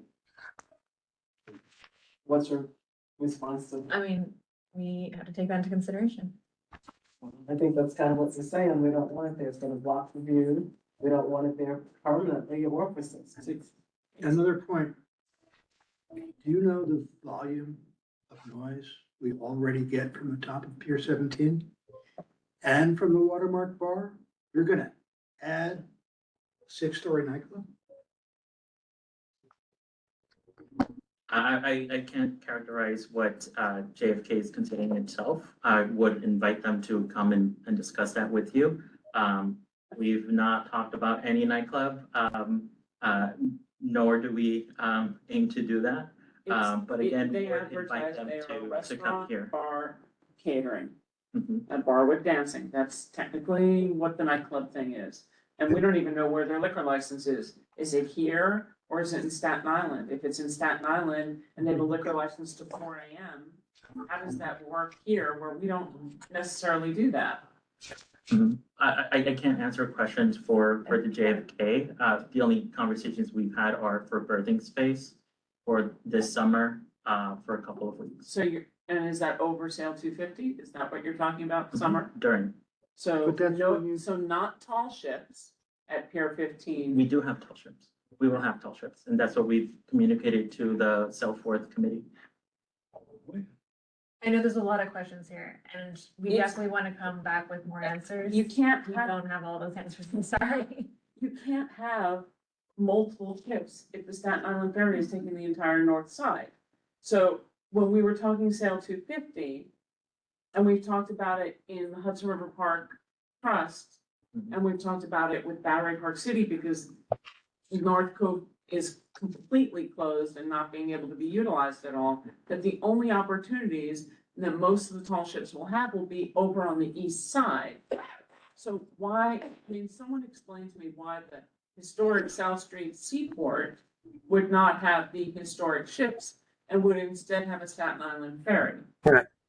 Tammy, may I answer that? Don, you are absolutely welcome to answer it, but it's EDC that has been having conversations with us Right, but- about assets. You're the asset manager. So I sit on the berthing There committee for the Sail 250, and they're Yep. where they're seeking berthing. There will be ships at Pier 36. There will be ships on the north side of 17 is the last thing I understood, and they're now looking at positioning ships at 15. There's a tremendous amount of docking space has been lost in Manhattan and Brooklyn, but I know that they are focusing on those three locations for what they call the Class A and Class B ships. I don't know exactly which ones have been identified at that point, but those ships will actually be sailing up the East River on the 3rd and then moving into position on the 4th. Similarly, they're looking for docking space on the west side, and very little exists there these days as well. But I know that they're trying very hard to position ships at 15, 17, and 36. In fact, I think there's going to be 6 smaller vessels berthed at Pier 36. And so Don, since you manage 36, explain, I find it curious that you're saying you think, because you're the one that manages the berths there. So what have you committed to at 36? Well, we certainly, I mean, you have limited space. They're working on the pier. They have some barges there now that they're working underneath the pier. So it's really a question, you got about 1,000 feet of pier there. We can get 3 alongside. The question is whether or not the other ships are comfortable rafting alongside vessels that are at the pier. That's a discussion with the vessel owners. So it could be as little as 3, it could be as many as 6. And so let's just say, for argument's sake, the city doesn't get as much as they want, right? Why would you give preference, and this goes back to EDC as well, to put this JFK, which would take the entire north side of Pier 15, versus attempting to, in the historic Seaport District, accommodate the historic boats? And I thought that, where else is the JFK going? I thought they were going potentially to 42. Again, I think JFK is willing to come here. When we have them here, they'll be able to speak to all that. But no, I'm asking EDC, because you manage, you're my city agency representative. I'm not asking the guy who's paying for the dock where he wants to be for marketing. I'm asking the city who manages the assets with Don, that we have been under the impression that that boat in particular was going to 42. 42, 36 is what we heard. It's only recently, since the last that it's come out, that it might go to 15. But I was like, no, couldn't be. They wouldn't, because it violates the ULURP and the views and the historic context. It's not at all relevant. So beyond, before we get to noise and liquor and the rest of it. I would again ask them to come and discuss this with you all. I'm asking the agency. You control the pier. Yeah, I am going to answer that. So we do not control Pier 42. We do control Pier 36 and Pier 15. We've only had preliminary discussions about Pier 15.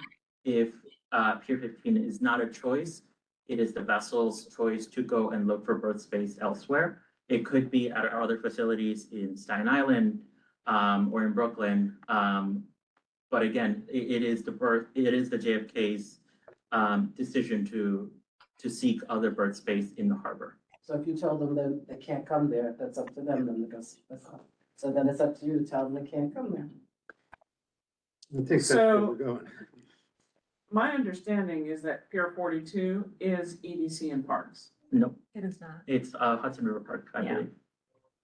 You can see on this map here, this is where all the Dock NYC, the city run sites, most things on the west side are all, Pier 42 is on the east side, not the west That's side. it. Pier 40, It's north of 36. correct. But It's not in not up Dock here we NYC. manage. I'll have to double check on what management is, but it's not us. Well, if I look on the EDC site, it says on the EDC site, Pier 42 is an EDC asset. But it is a park, Mm-hmm. and it's Not- not But within. it's not Dock Dock NYC. No, it's not, it's not a. Check the Dock waterfront NYC site. website. Oh, I know it's not Dock NYC. Dock NYC is over only at 36. Yeah. But to my knowledge, Pier 42 is a park and it doesn't Mhm. have any, waterfront space that we can activate for dockage. I'm not sure it's fendered, actually, at this point. That's the other concern. And Don, why isn't the ferry building welcome at 36? The They ferry- never, I really can't speak to, I really can't speak to the Kennedy. I don't know enough about it. I mean, I know they looked at 15, they looked at 76, they've looked at 78. I mean, they're running around the harbor trying to find temporary docking. It's a very difficult boat to dock anywhere. So I really don't know enough about it. I mean, I've had some conversations with EDC about it. If I can just go back to 15 for one moment and a little bit more about Dock NYC. You know, these locations get rolled in and out of Dock NYC so we can manage them while the city ultimately decides how they want to dispose of them or put them out for RFP. We're doing that with several locations, the 23rd Street location in Brooklyn, the Mill Basin location out in off of Flatbush Avenue. The city puts out an RFP. We make sure that they stay clean, that they're managed. I've taken a walkthrough on 15. The pier is in my opinion, horrendous. It needs a lot of work. It needs to be cleaned up. The planting beds need to be planted. We do that with EDC. We generate revenue, portfolio wide. And when we need to make improvements, we try to focus those improvements on particular locations. We manage Pier 36. We open that walkway at 6 a.m. in the morning. We make sure it gets closed at night. We staff it with security. It's kind of a little bit of a error after that. We meet with the community boards. They set the parameters on how they want the property managed. And Don? Yeah, go ahead. We have parameters that you have met with the Battery Park City Committee over many, many years. Yeah. On Brookfield, so we understand that. We've also heard from CB3 about Pier 36.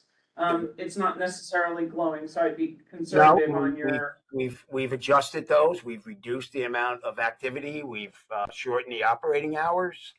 And we do not, for example, I know you have the community has an issue with street sales. If you come to 36 to do a tour and you sell on the street, you pull your permit. My company and me personally are being sued by operators because I take their permits away from them if they violate the street sale rule. I just want to say one thing about historic vessels. My background is historic preservation and urban planning. I understand what South Street stands for. We have brought historic vessels to locations where they've never gone, like Bat Pier 4, 125th Street. And, we try to integrate these locations into the community. But Tammy, you know how we work. We have dialogue with the community and we try to respond appropriately.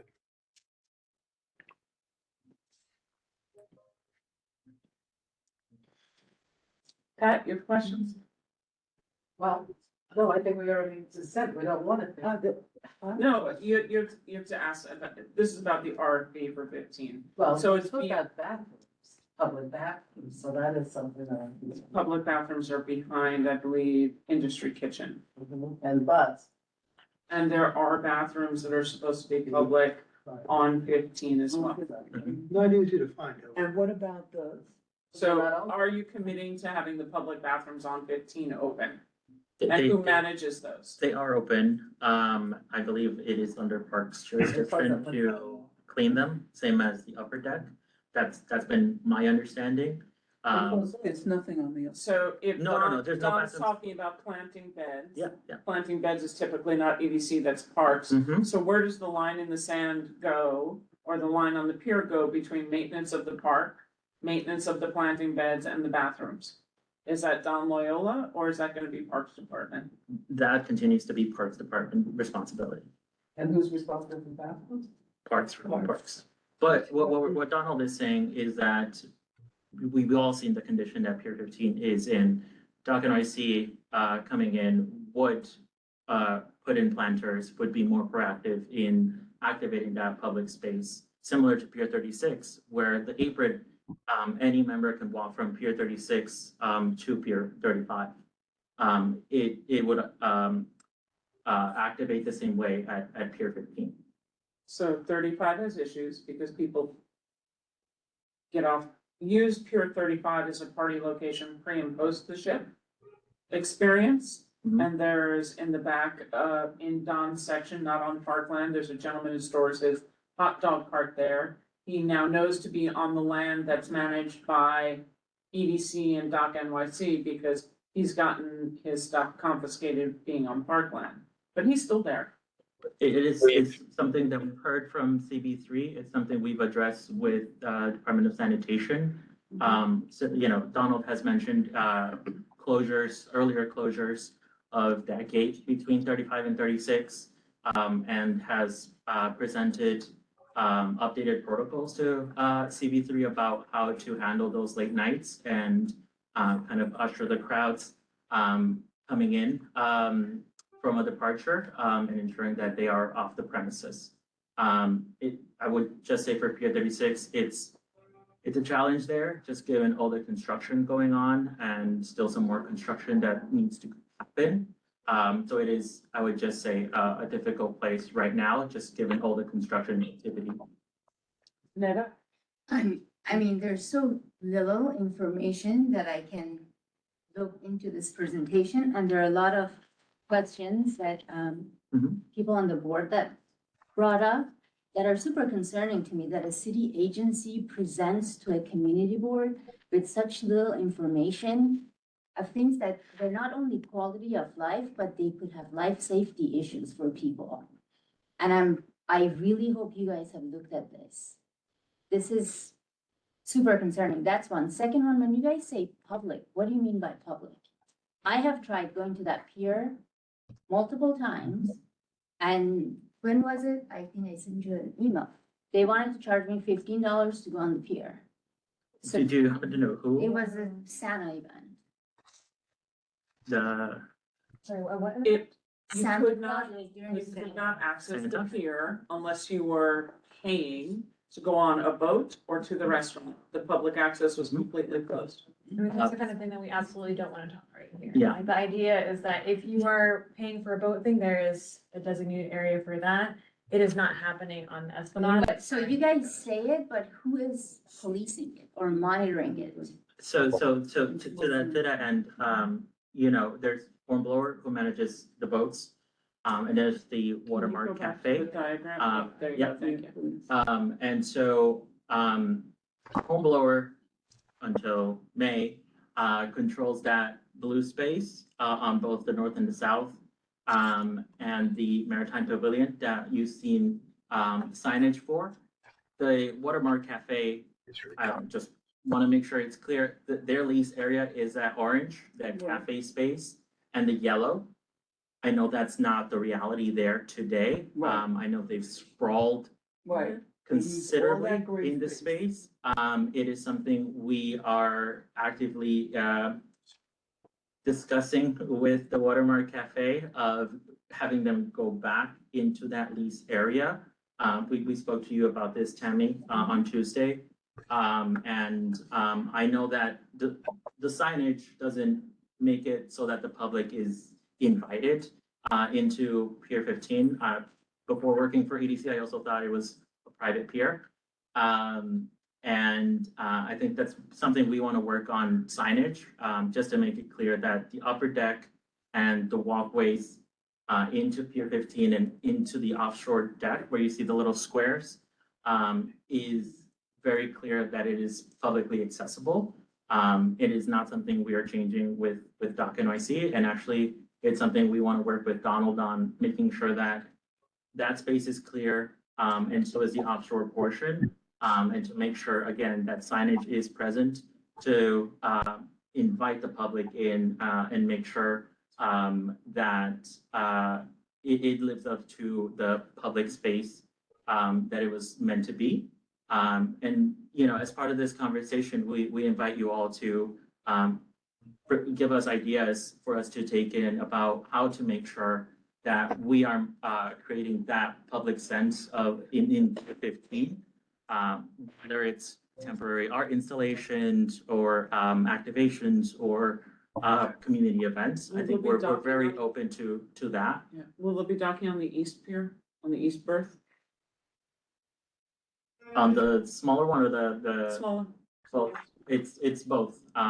That's currently in Hornblower's lease, and it would be rolled into Dock NYC operating agreement. It's not noted on here, and there was a limitation on the dock, on the prior one, as to how many days a year the east berth docking could be utilized. But Are we talking about the two blue vessel docking? It says docking on the east berth should be limited 21 days a year, and limited historic tall ships and other limited to tall historic vessels or other visiting ships of cultural, scientific, and historic significance. Is there anything like that?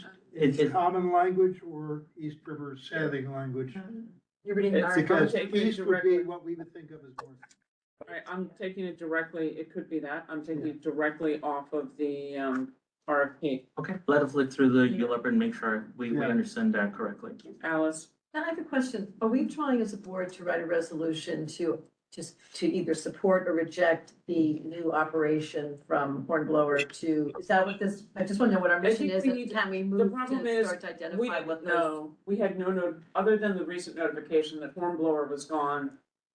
You know, the next question was, well, where's the RFP? Oh, well, we're not doing an RFP, we're giving it to Don Loyola. We don't know the details of any of the contracts, we don't know, there was no public process, there's nothing. So this is the first information that we have on it, so it's about gathering. And then, once it went out on the agendas, we have all kinds of people going, calling, sending notes saying, well, what about this? Have you read the RFP? What about that? It came up again in the Hudson River Park Trust Advisory Council from the maritime community there as well. So So there's, is we there a need to do subsequent- something. There's a subsequent visit you keep referring to, and I guess I just want to know, are we doing a resolution tonight? It sounds like we don't need, or we shouldn't do a resolution Or tonight. another resolution subsequent. I don't know. I think we need to provide some feedback Yeah, because they have okay. none and we don't have any details. And then there'll be some additional. We need to ask the details. We need to understand pursuant to what David said, that the east is actually the north. We need to understand, you know, where is the integration? How, again, if we say nothing, then we do nothing. I don't have a problem saying it, I would just Yeah. say, let's say it, I think we've identified a million issues in terms of, and nothing, no, respectfully saying that. Also, that we need details, we need information. All the This things that exists. you feel are missing, or And- unclear, and that are being promised or being, and, you know, highlighting the issue. And just one thing in answer to your question, any ideas for that? Mhm. For all of us who have been screaming about that end of the, I guess I would call that the, east side of the pier, the restaurant. What about, like, I know that the, Pier 17 is trying to get rid of their very fun swings and furniture that are out there on the north side of Pier 17.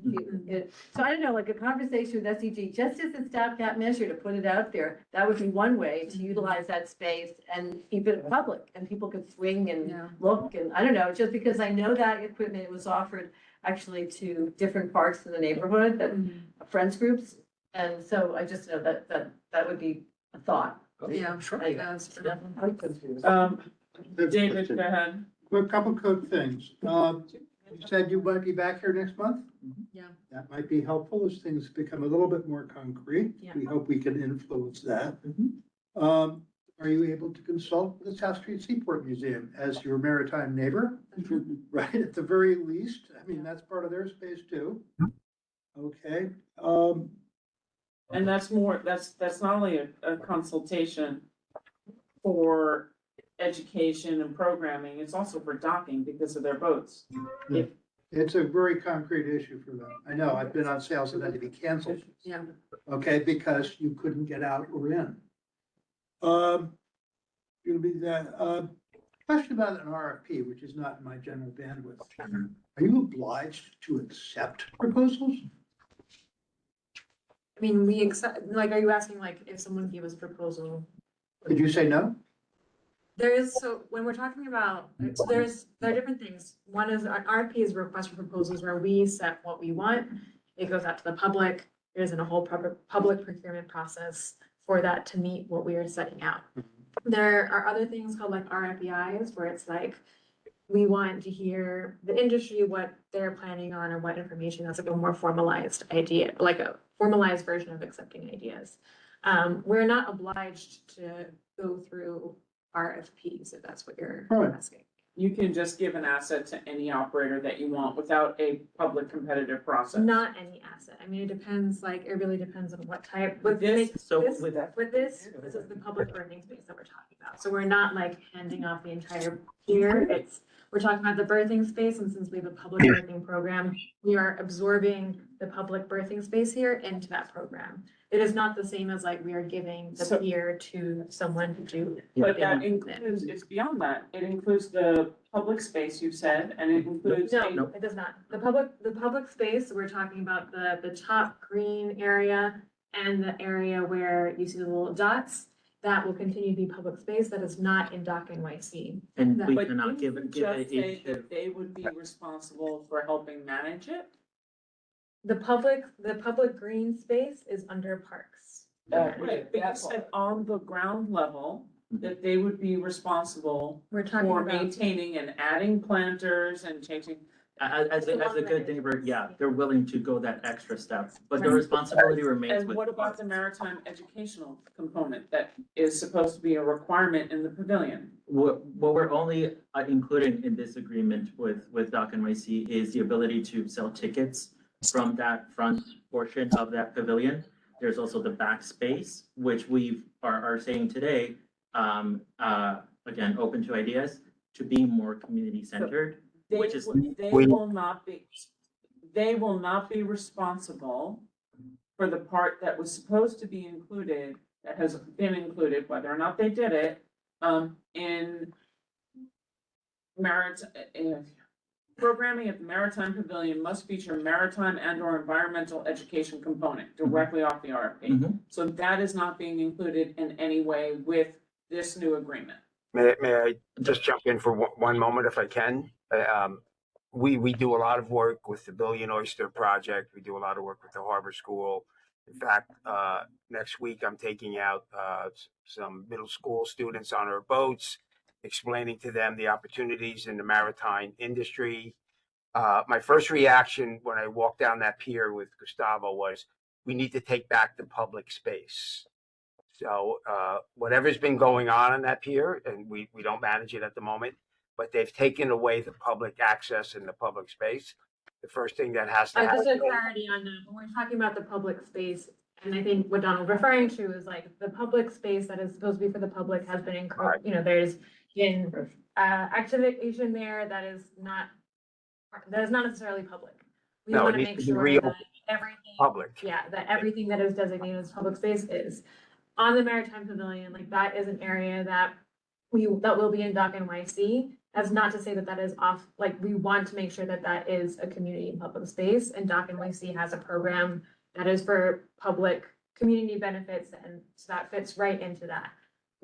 That is not to say that this will be completely privatized. On the opposite, we want to make sure that this is something that, to Don's point, it could be Billion Oyster Project was doing a pop-up, or we're using it as like an education space for something or whatever that is. Yeah, I would So- just also like to share, if I may, Yeah, the gray space kind of, in between the two blues.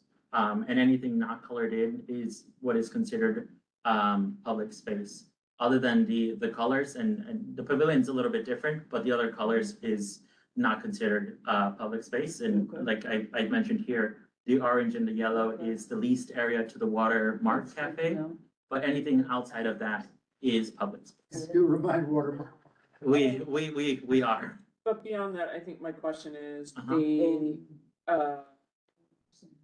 the pavilion is a 1,700 square foot programmable interior space Mhm. for which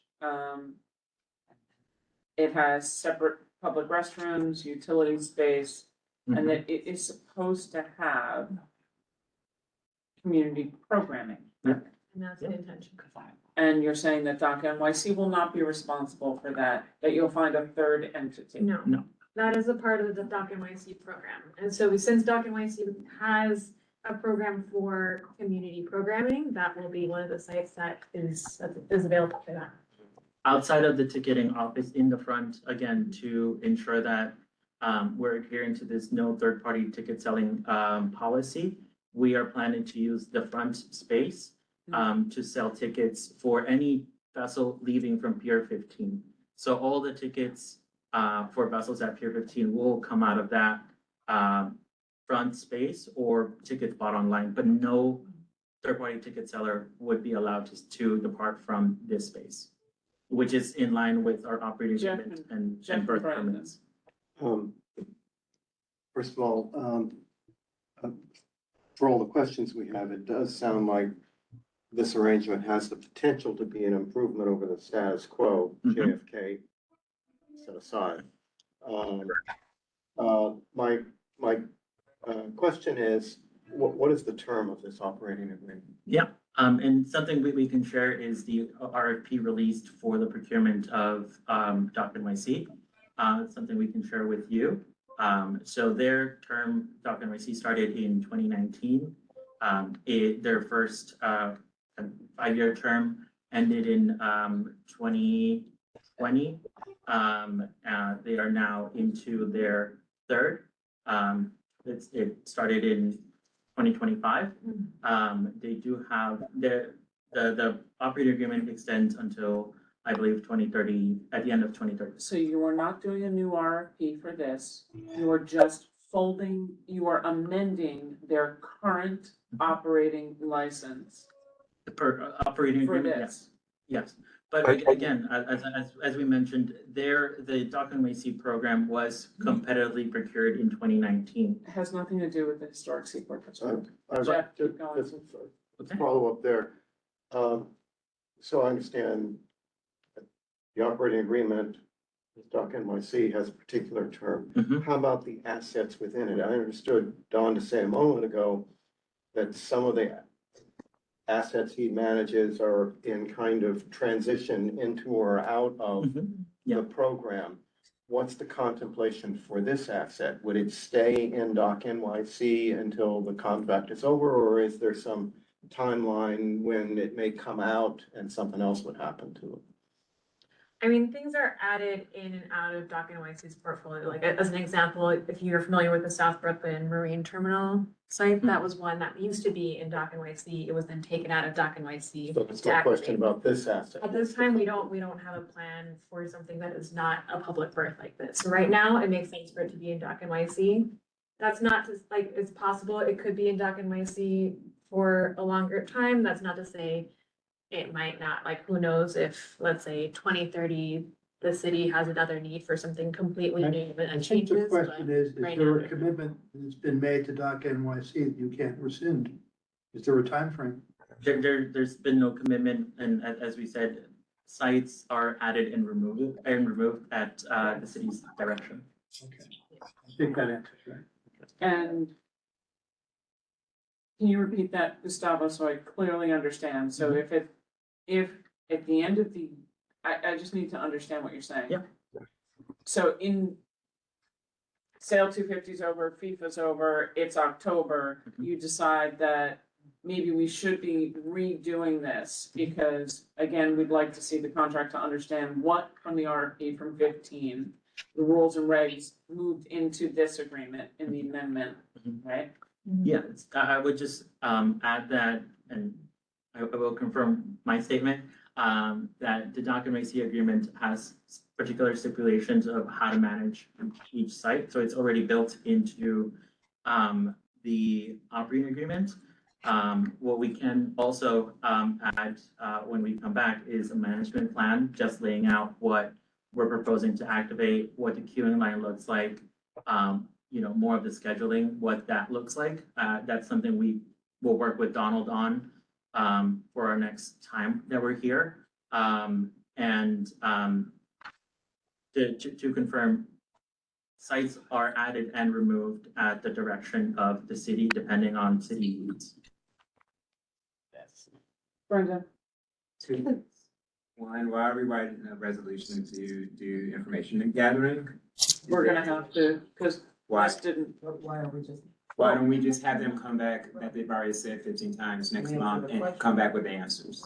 Because I'm being cognizant of time. We've been I'm on it fine for with an that. hour. Yeah. Let's That's move fine. on. Second is motion to limit debate to 10 minutes if we have more Definitely. things to talk Definitely. about, because we got 2 more meaty topics to talk about, and I'm not staying here for y'all all night. I don't blame you. I'm with you. I would say that there's nobody around the room who wouldn't agree to 10 minutes, right? Because that's a majority kind of a thing. All right. Yeah, we're good. All right, so 10 minutes it is. Can you commit to coming back before you come back in April to the executive committee? Please, and goodness gracious, I hope I'm working that term. Could you please send us the modified agreement for Pier 15, how it appears in the new Doc NYC, whatever you've given him already, because you've already assigned it to Don. Sorry, Don. How that compares to the old RFP, and that's something that we'd like to understand, right? For birthing, for education, how it has to comply with the ULUR and it has to comply with the zoning, We're cognizant of that. right? So Goodness. the concern of running a pilot for that ferry, that does not comply with the current zoning. Mhm. So how on earth EDC is gonna try and manage that, would be great. Let's see, what other information are we asked about? The liquor license issues for anybody who is a touch and go, who's not a permanent thing. How the excursions are different, in terms of what is, required, right? Can I make a recommendation? Yep. I am not saying this jokingly, what I would recommend y'all do, because you can relatively easily do this, is when we post this video online, take the transcript, because we've covered all these things and topics that we want to cover, drop it into an AI agent and say what things do I need to answer from this, and that's what we would look for in terms of answers. We can also do the same thing to say, make sure Oh, I'm that. not going down that road. They have tons of paid people who work in their. Oh, I can do it in 30 seconds. No, But my point being is to make sure that we have the question that we want answered next month when y'all come back. I just have one other question. So, but it's 2 different issues. Yeah. One issue is that you are, the EDC's, agreement, you haven't made an agreement with. They have. They have. No, Doc NYC. Hold on, yeah, just. That's Don Loyola. Oh, about the John F. Kennedy. And so it's 2 different discussions we're having, because we, with Hornblower, we had all these years of dealing with them and the noise and when they could start the music, how far away from the dock they had to be, when they had to stop it, blah, blah, blah, blah. Yeah. So I hope you're aware of some of those issues They are that not. we had. They're not? They So are. then there's 2 different conversations. So I'm hoping They it's are- not they are toward any kind of. Yeah. So, just to clarify, we're coming back to talk more about, the management plan for Pier 15, laying out all of these operational questions that you have. Separately, again, we can tell the JFK owners to come and really speak with you all, answer any questions. We don't own a nightclub. We don't wanna talk to the tenants, we're talking to the landlord. don't have anything that. That's not where we want to go. That's a separate issue. But we do need to understand about the operational things that have to go into the contract that understands and the requirements, how the programmatic goals compare from here for where they were before, and everything else that we've talked about pursuant to what Brendan's saying. Yeah.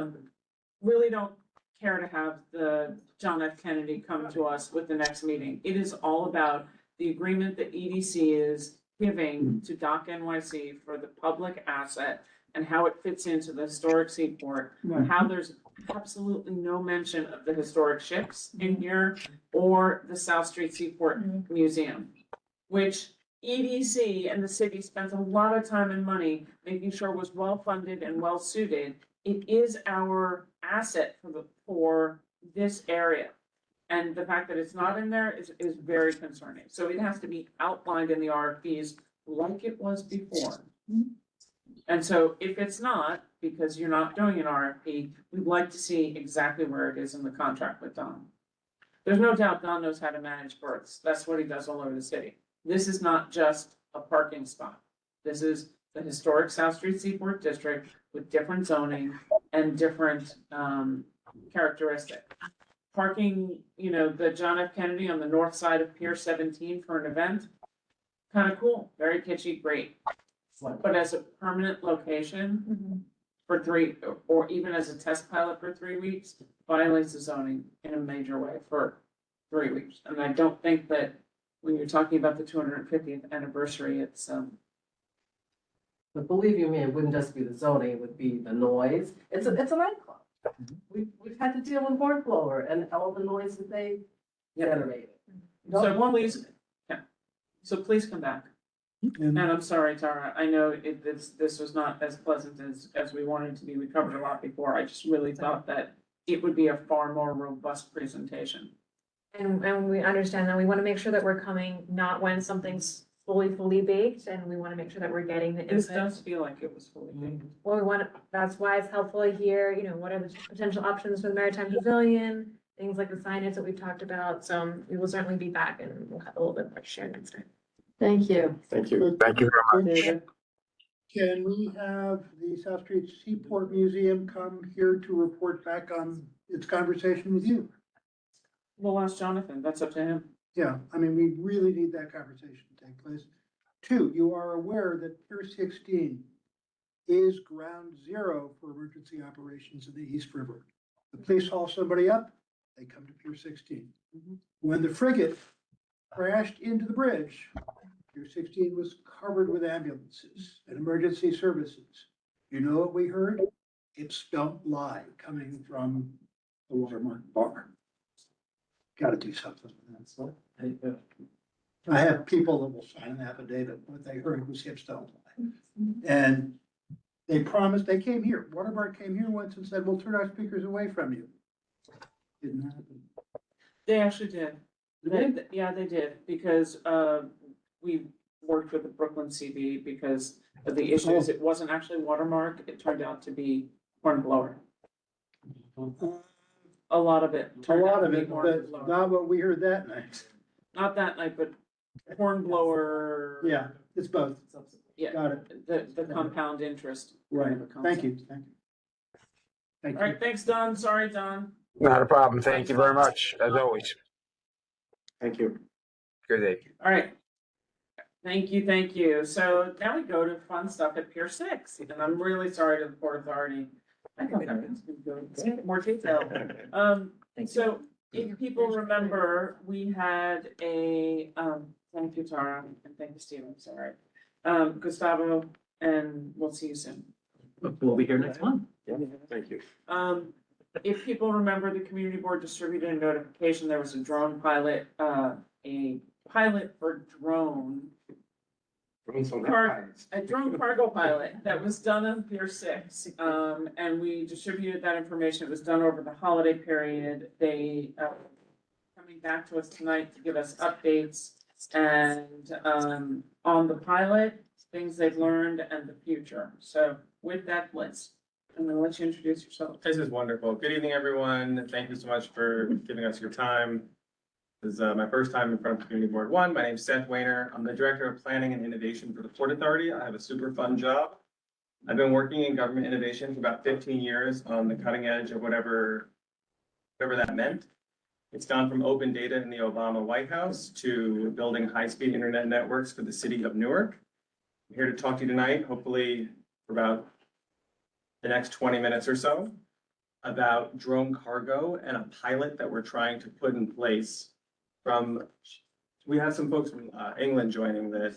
I want to, in the interest of time, I'm going to ask we'll just try to cover up as much of the hot button stuff as humanly possible, rather than just drown in the actual presentation. As I'm yapping, Cheska, could you bring up a map, please, of just what we're talking about? I want to give as much specific detail around how many drones we're talking about. We're talking about 1 to 2 per hour. We're talking about standard hours of operation, 9 to 5. We're talking about 50 decibels of noise, so think electric toothbrush.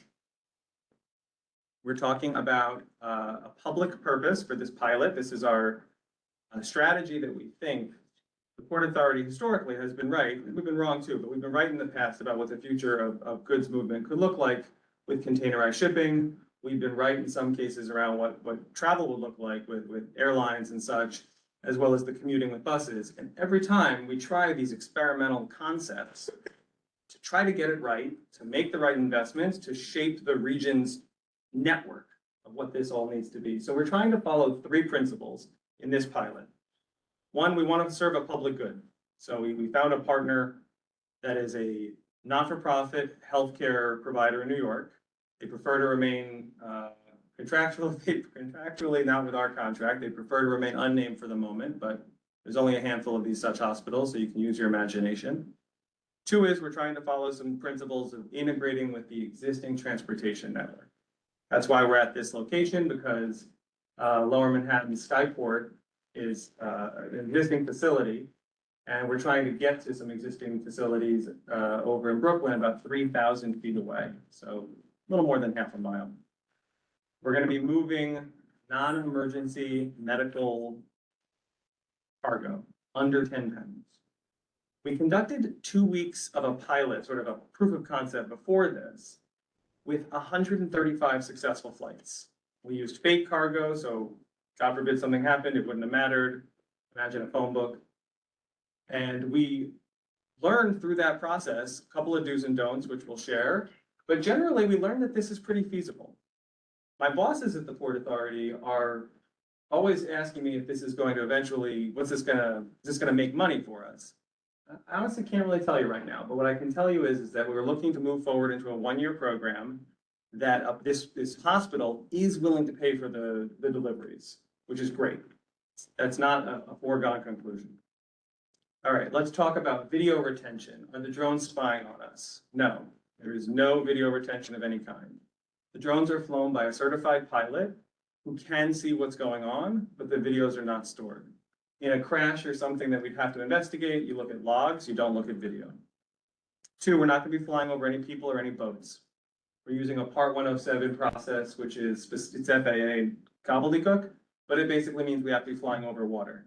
So for some of these concepts, it was honestly very difficult. It took us well over 2 years to come to you today with a fully conceptualized plan, because there just aren't a whole lot of sites with a whole lot of customers really beating down the door on this.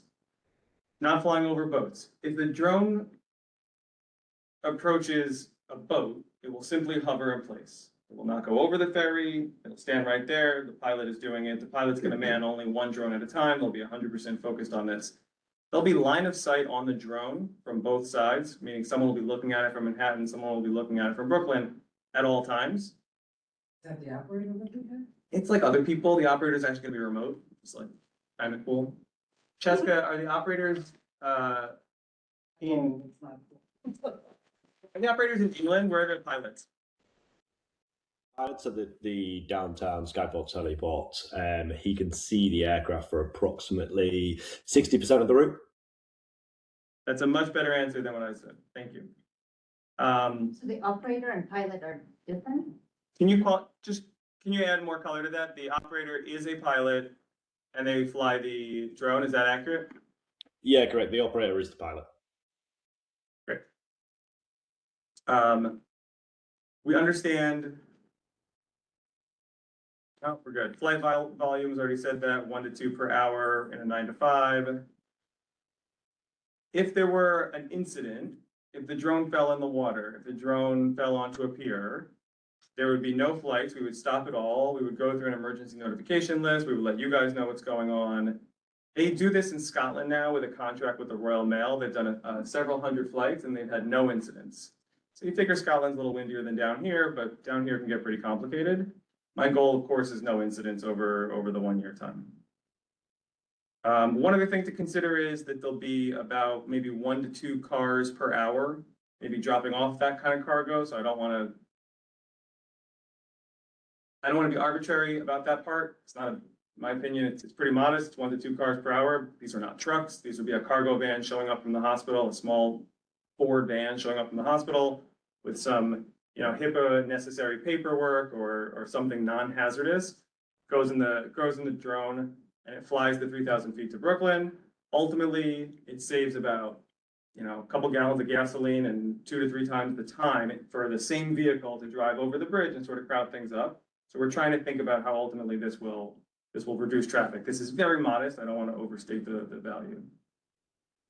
And then lastly, I know you guys have a lot of things going on in the downtown area, whether you're focused on residential property development or other promises maybe that have been made to you by other city agencies about puzzle pieces in play. I want to plead complete ignorance on all this. I am not in charge of any of those things. I have no idea what's going on with that. I can tell you this is a very, very, very small footprint operation, and it has, really no impact on those other commitments. Just explain to me, so the van pulls up with whatever you want to put on the drone. Van pulls up. What happens? They go to and they're in Manhattan. They go to the Lower Manhattan Heliport / Lower Manhattan Skyport, which is like the cute name the vendors gave it. They take the cargo. You mean our heliport that's down here? Yeah. Right. Okay. They take the cargo to the end of the pier and they bring it, let's say I'm a Skyport employee right now. I take it here, I affix it to the drone. We go like this. There's some sort of, procedure. They check it all. They know what's going on. The drone takes off. It flies 3,000 feet to Brooklyn. Goes over to Brooklyn, it lands in Brooklyn, someone over there takes it out, brings it over here, and there's a car waiting for them on this side, and boom, it goes off to a lab or another facility for the hospital system. In the end, I'd like this to all be fully electric. I'd like to give you a cargo bike and a cargo bike. Just explain to me, how much cargo normally, so this is replacing something that's happening now. A lot, yeah. So simple, I've heard things like ducting. These hospital yeah, I agree with that reaction. The hospital networks manage these logistics.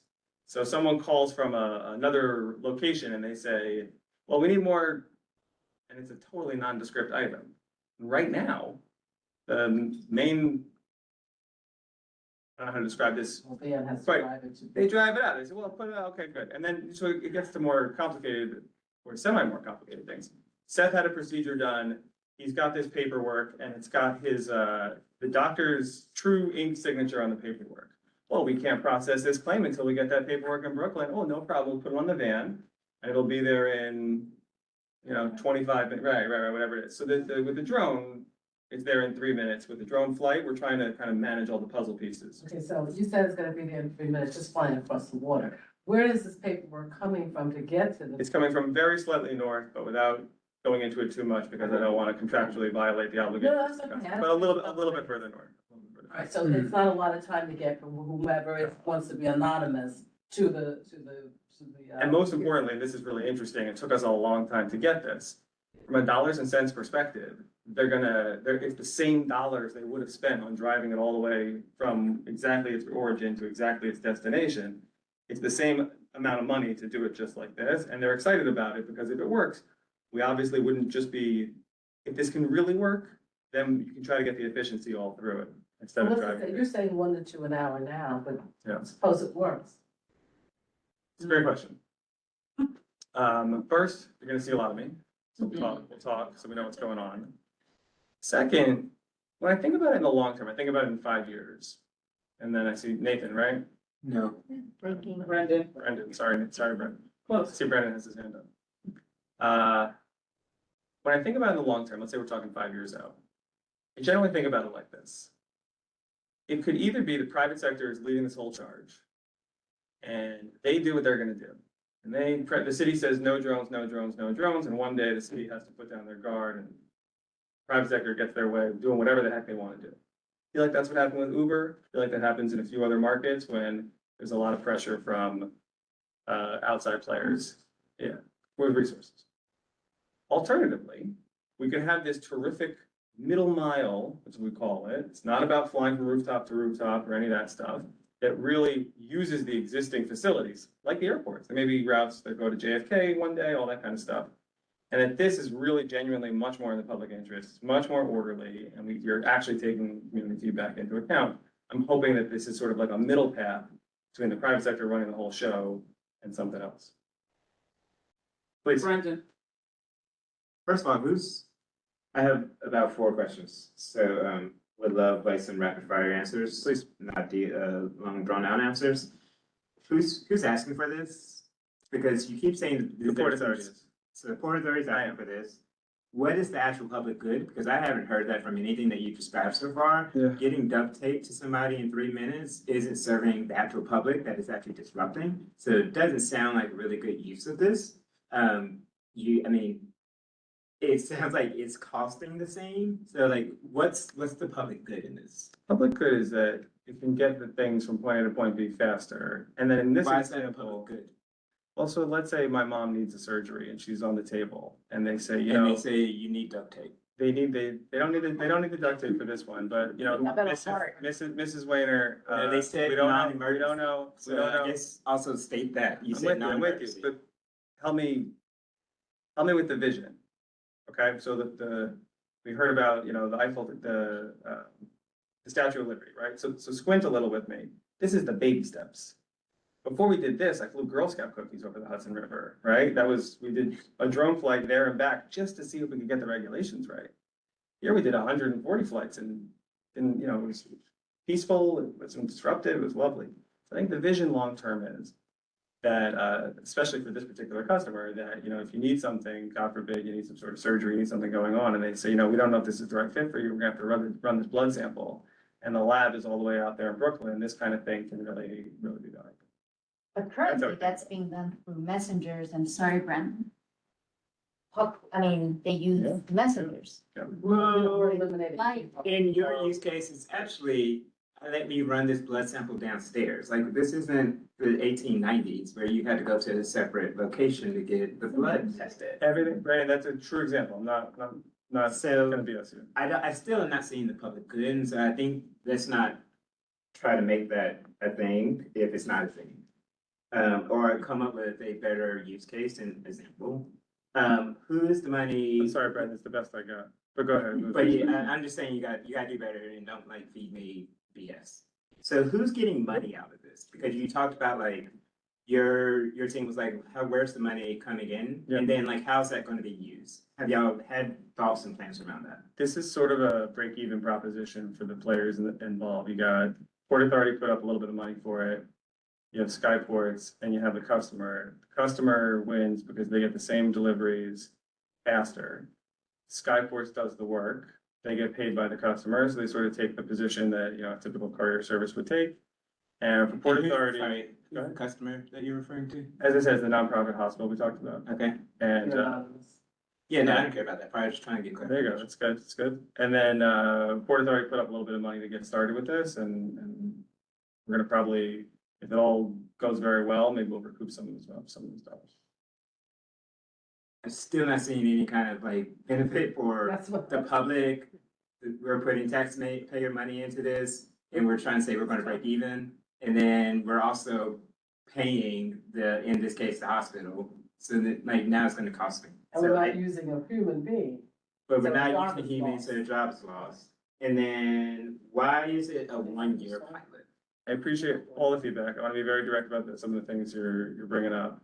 There's no taxpayer dollars because the Port Authority of New York, New Jersey is fully self-funded through tolls, through fees. We don't get a dime from the city, the state, tolls things.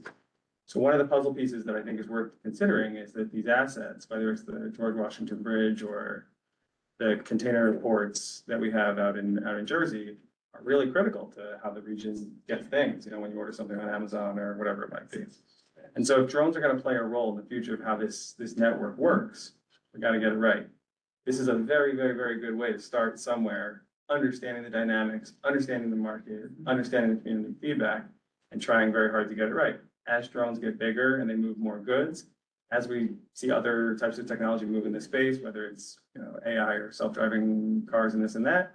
So that's where I just wanna be honest with you, that's where we're trying to start. I can appreciate it, might not feel perfect, you know, you might say. It's not that it doesn't feel perfect, it feels like it doesn't really bring value. But I guess that's to be debated, but I did have the question and you haven't answered it yet, so that's why I'm jumping in. Why is the pilot 1 year? Oh, we want to try to really get it to work for the customer. We're at the. It takes a year for y'all to figure that out? No, we did the 2 weeks. We did a great job with this. I think we So have why to. can't it be 6 months? Maybe we could. I think the reality is we want to try to get a real viable, commercially viable thing in play. This is tiny, you know, in terms of the types of stuff that goes on. You saw, you know, whether it's the port works in much larger dollar denominations and longer timescales than I'm talking about, but we think that with a year under our belt, we'll know for sure if there's a real there. Okay, let's go in order. Jeff, David, I think Alice had a hand up. I mean, it seems to me that a middle mile solution that is something other than somebody on the roadways is public benefit if it works. I have my doubts about whether it will scale in a way that it will work, but I guess that's the point of the pilot. My question sort of is kind of the reverse of that. Tell me, this is a pilot for what? I mean, maybe you started to answer this, but what is the vision of, okay, the pilot works, so what's next? What would you do if you conclude the pilot? It's very, very, very hard to say with real certainty, but I would say that the basics we're trying to test is, can drones work in a commercially viable way for middle mile? Is this a way to get something from Jersey to Brooklyn faster? Is this a way to get, is this a way to basically cross the waterways? Yeah. In a cost-effective way? Can this be integrated with cargo bikes? Is this, we look at other solutions like, the Blue Highways projects and elements that bring in like goods coming on ferries, so you're not bringing as many trucks in. We're trying to understand if this is a building block, a Lego for that broader network. David? So it's not really a pilot for physical communication between hospitals. It's a pilot for the use of a drone for any kind of delivery. Yeah, it's good. It's really good movement. Okay. The other question I have is at what height does it fly over the river? I think it's about 100 feet. Team Skyports, can you keep me honest on that? Yeah, correct. It's 100 feet. We've got to remain FAA regulated at below 300 feet, but optimal height is 100 feet. It's also worth throwing out there in that context. The FAA recently awarded a few regions around the country these like pilot project behaviors around advanced air mobility because the feds think these are going this way.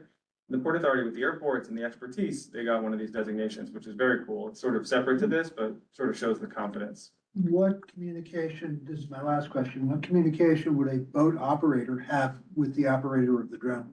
I think what we're doing is complete notifications across the board. We've already worked with Coast Guard and the ferries folks in a broad strategy. And believe the basics right now are that the drone has visual on the boat and simply stays put. So I think that we're not looking, like the drone doesn't communicate, I believe, directly with the boat in any way. Team Skyports, can you chime in if there's any radio-based communication that goes out when any of this stuff goes on? I'm not so sure there is, but if there is, please just set me straight. No, there isn't. There is an ADS-B feed which will communicate with other air traffic and can be viewed by anyone on a vessel if they wished. Say that last sentence again, please. If someone wished on the vessel to see the ADS-B feed, you can source it on like open source web data, for instance, and the location of the aircraft. So if you want to see the feed of the aircraft flight through an FAA process, that feed is public, that's what we're saying? Yes, the location of the aircraft is public and visible. Great, because it's FAA regulated in those ways. Correct. Thank you.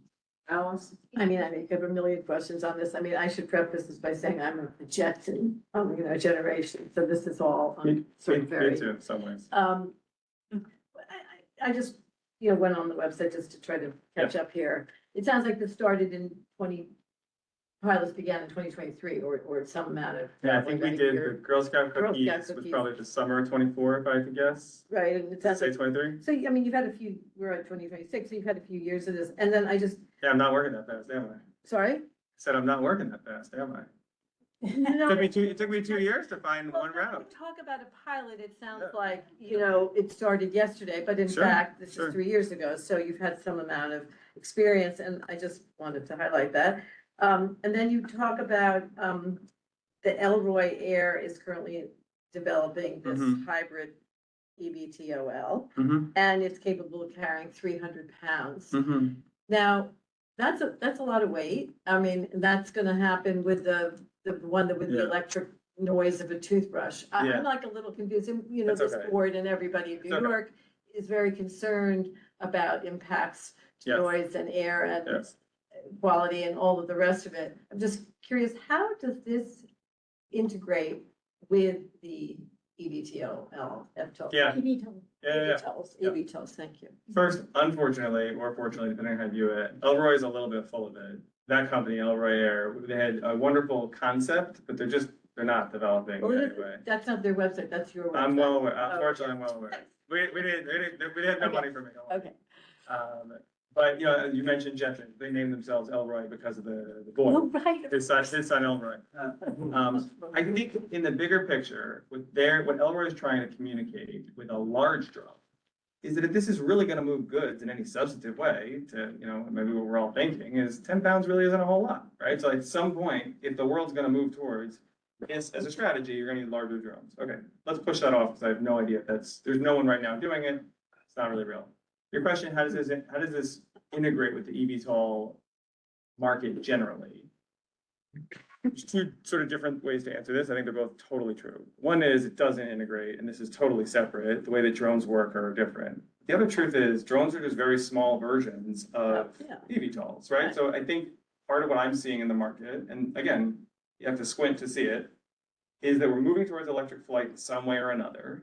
There's these small things that your cousin might fly in the backyard. There's these big things that are FAA regulated and none of us want to get on until we're really sure they're safe. But either way, it might prove either a very niche product for very rich people to fly from here to there, or it might be beneficial to everybody if it's done in a way that like genuinely helps me get around. If there's a way to commute from like Morristown to Lower Manhattan for $30 on one of these eVTOLs, I think that'd be very cool. This really nothing about this is really directly related to the eVTOL stuff, but I'm very excited about that space for other reasons. I think it's very cool if it works the right way. And as I just said, I think it's very not cool if it doesn't work the right way. It becomes a $250 flight, so. So the 3 years prior to this pilot that you're, presenting as an idea, did that not indicate certain? The What drone is stuff? this gonna do versus the last 3 years of your work? Yeah, on the spot to say what you're doing for 3 years. This is really hard. This is really, I mean that very honestly. This is really hard to do. Like I really, really, really love this, and it's really hard to do. What were your measuring and what were your marks of success? The first time we did in 2024 in the summer, when we flew the Girl Scout cookies, which was my kids and my wife's idea, because quote, everybody likes Girl Scout cookies. We had the amount of people, and this goes to sort of the jobs question generally, the amount of people it took to do one little drone flight was a lot of people. We had 6 people in a chase boat chasing the drone because no one had ever done this, right? The police were out, we were following along the Hudson River to see like what would happen when the thing fall out of the air, how would all this work, would it work safely? So the very first flight, these are not commercially viable, it just isn't the case, right? You can't have 8 people being in charge of a box of Kleenex when it crosses the river, that's crazy. So little by little, we then went from there to the public market. We looked at a lot of different use cases. We looked at ship to shore, which is very popular in Singapore. China is obviously doing a lot. They have a lot of interesting things going on. There's a retail market. There's a last mile market, which I'm very not interested in personally. Makes a lot of sense in Australia. Things are far apart. You got to fly over drone. So we've slowly been refining, looking for a business customer. We're not interested in putting up the large dollars ourselves. We don't have goods that we need to move from point A to point B. So we engage with Skyports contractually to put together a bunch of routes to look at, many different options. And for one reason or another, different things kind of fall off the map. We come into here, we were probably ready to go in October of this past year. FAA shuts down. We need FAA to approve all this stuff. That's a whole crazy kooky thing going on. And then we finally were able to go up with the 2 weeks. We got 135 flights in 2 weeks. Got us a lot of good data on kind of how it all goes. And then here I am. Well, I would just say that it doesn't sound like the community is writing a resolution on this or having to support you in any way. I mean, I certainly feel like, you know, the medical thing always makes it seem more important, thank you. But frankly, I could see Amazon being delighted with this whole, and I'm sure they are, and I'm sure they're spending a lot of money on whatever their version of this to take off at Pier 6. So, you know, you have, I think to, Yeah, I see that going to. you know, to you know, to be aware I of think that. it's totally right. I would also say, and again, I could be wrong a lot, to be very blunt with you. If and when Amazon gets into the space for these reasons, I just don't think they're ever gonna sit here with you. I think you're- If Amazon does this, I don't think they're gonna sit in this chair and say, well, we wanna make sure it goes over the water, we wanna make sure it's not a nuisance, we wanna make sure it's not filming you, like, I don't think that's what Amazon's gonna do. I think Amazon's gonna do what Uber did. I think they're gonna put the pressure on real hard and like, They've already started taking, they have a pilot themselves, which I'm sure you probably know of, that's $2,000 that they're paying for a 1-year pilot to use public space on the streets for a value that if I was a small business, I'd pay $85,000. So they don't talk to us, they have come through DOT frequently, and so we get what you're saying. We do understand that our opportunity then is to have the dialogue with you, because once the policies and rules and regs are set, there's nothing left to do. appreciate that. Well, which is one reason it's good for somebody like the Port Authority to be doing this as opposed to leaving it purely to private industry. I'd totally rather have the Port Authority be our lead on this. No offense to EDC. EDC is a very good partner on this. They are a very good partner of economic development. They are excellent at it. That This is, has been partially answered already, but I was asked by somebody who is a licensed pilot, and I am not, so, but I'm using her words, and don't ask me details if I can't. She's asking about the altitude restrictions for these flights. To know, was it normal procedures for the ATC subject to the same rules, other aircraft, similar size and weight characteristics? The reason she was partly curious was, see if there's some wiggle room with novel concepts, the category, and wondered if it fell into that, or did it really fall into the standard? I'm gonna, instead of even trying, hey, experts on the call, ATC, air traffic control, can you talk a little bit about the height restriction, the elevation restrictions and how this fits into existing regs on air traffic control? Yeah, so we operate for clearance to lift from the heliport, and our movements across the East River the exact same as a helicopter currently does. So we get clearance to lift from the heliport, and then we essentially report our intentions as we're moving down the East River towards Brooklyn Marine Terminal. With regards to the FAA approvals, under Part 107 within the airspace we're operating in, we're restricted up to 300 feet. Reason being is that keeps us predominantly below any helicopter traffic. The reason we chose 100 feet is after engaging with the helicopter movements, it was the best optimal height to essentially operate where we're deconflicting from your average vessel, height-wise, whilst also making sure we maintain that safe distance below helicopters. What kind of permissions do you need in advance to tell them you have a flight going on? And is it like with other, Skyports, can you answer that? What kind of permissions do we need in advance? In addition to the to know those flights going up and how many there are? Part 107 waiver is sort of a firm process that goes in place for the whole thing, but notifications, you want to just summarize that a little bit? Yeah, so you got the Part 107 waiver. We have to get the NYPD approval to operate from here as well as landowner permission for both sides. And then we have to prove to the FAA that we engage with anyone that we may hinder throughout the operation. So all helicopter traffic, vessel traffic, community boards, for instance, and we have to prove that to the FAA that we're doing that proactively. One thing that makes some of this communication easier with FAA and air traffic control is that we're always in heavy dialogue with them over LaGuardia, JFK, and Newark anyway. So my partner on the project, who's not on the call right now, has 2 kids in the air traffic controller. He was an air traffic controller. He gets exactly how all this works, which is nice. So I can figure out the business problems and he can figure out the regs.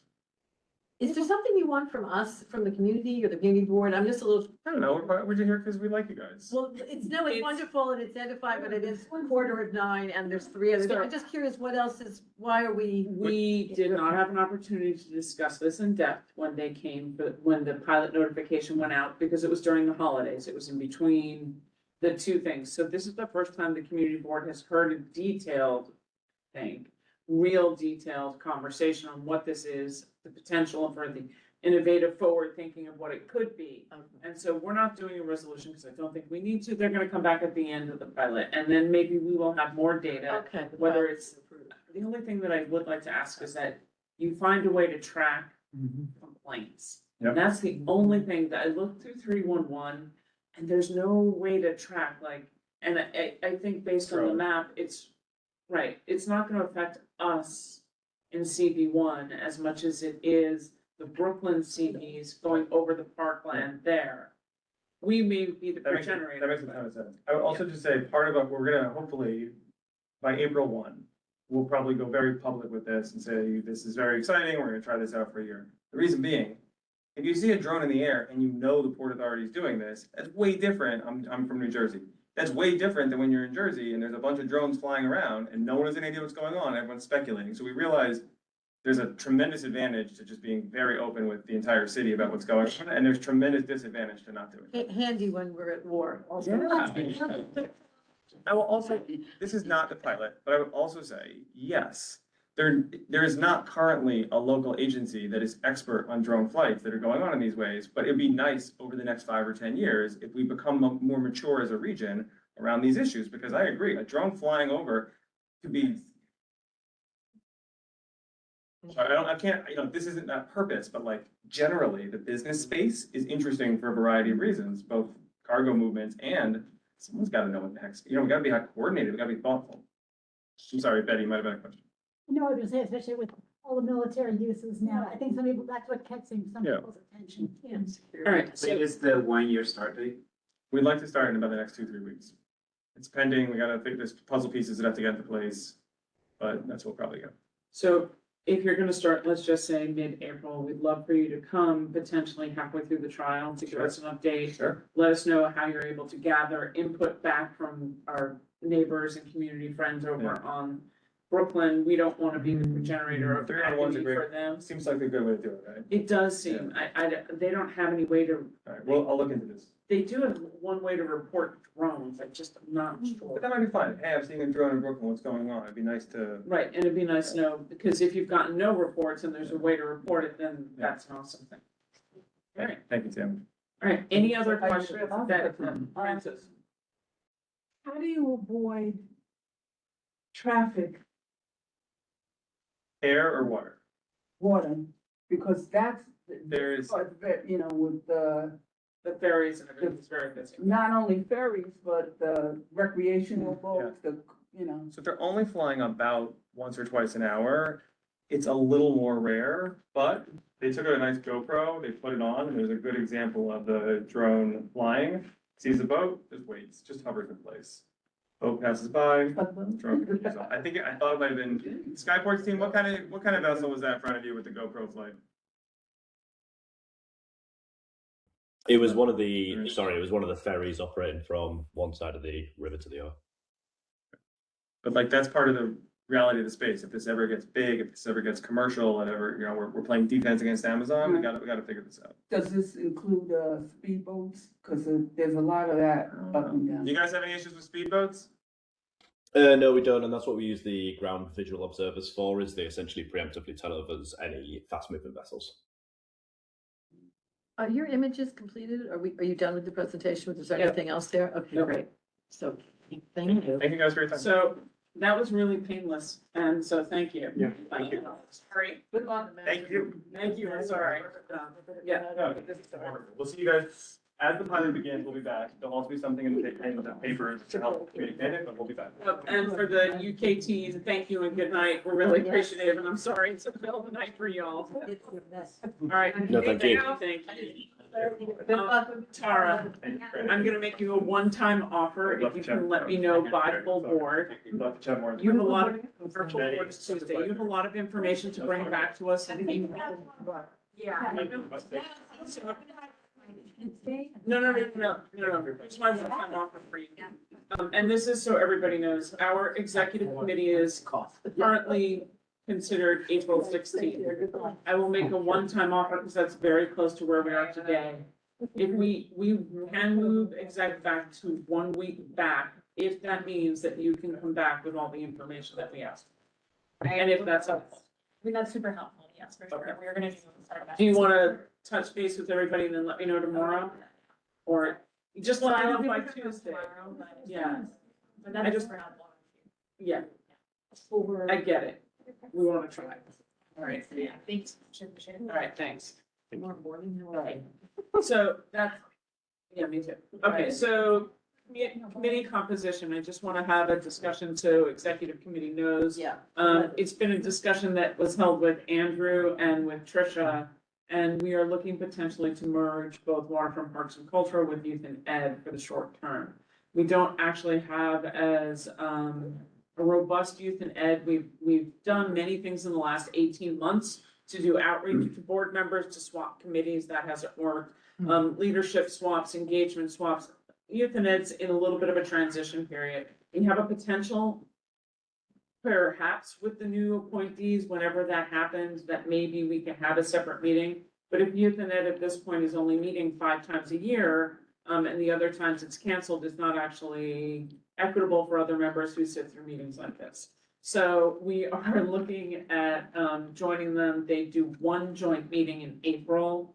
So they'd be April, May, and June, because we don't know when the new appointees from the borough president are coming. We do know that we should have at least 7 new appointees, because we have between people who have chosen not to renew and vacant spots, that's the number we have, not including anybody who doesn't get reappointed. So with the new blood, we may be able to reconstitute it, but in this case, looking together for April, May, and June, those committees will meet together, right? With leadership staying in place at the moment with Tricia and Andrew.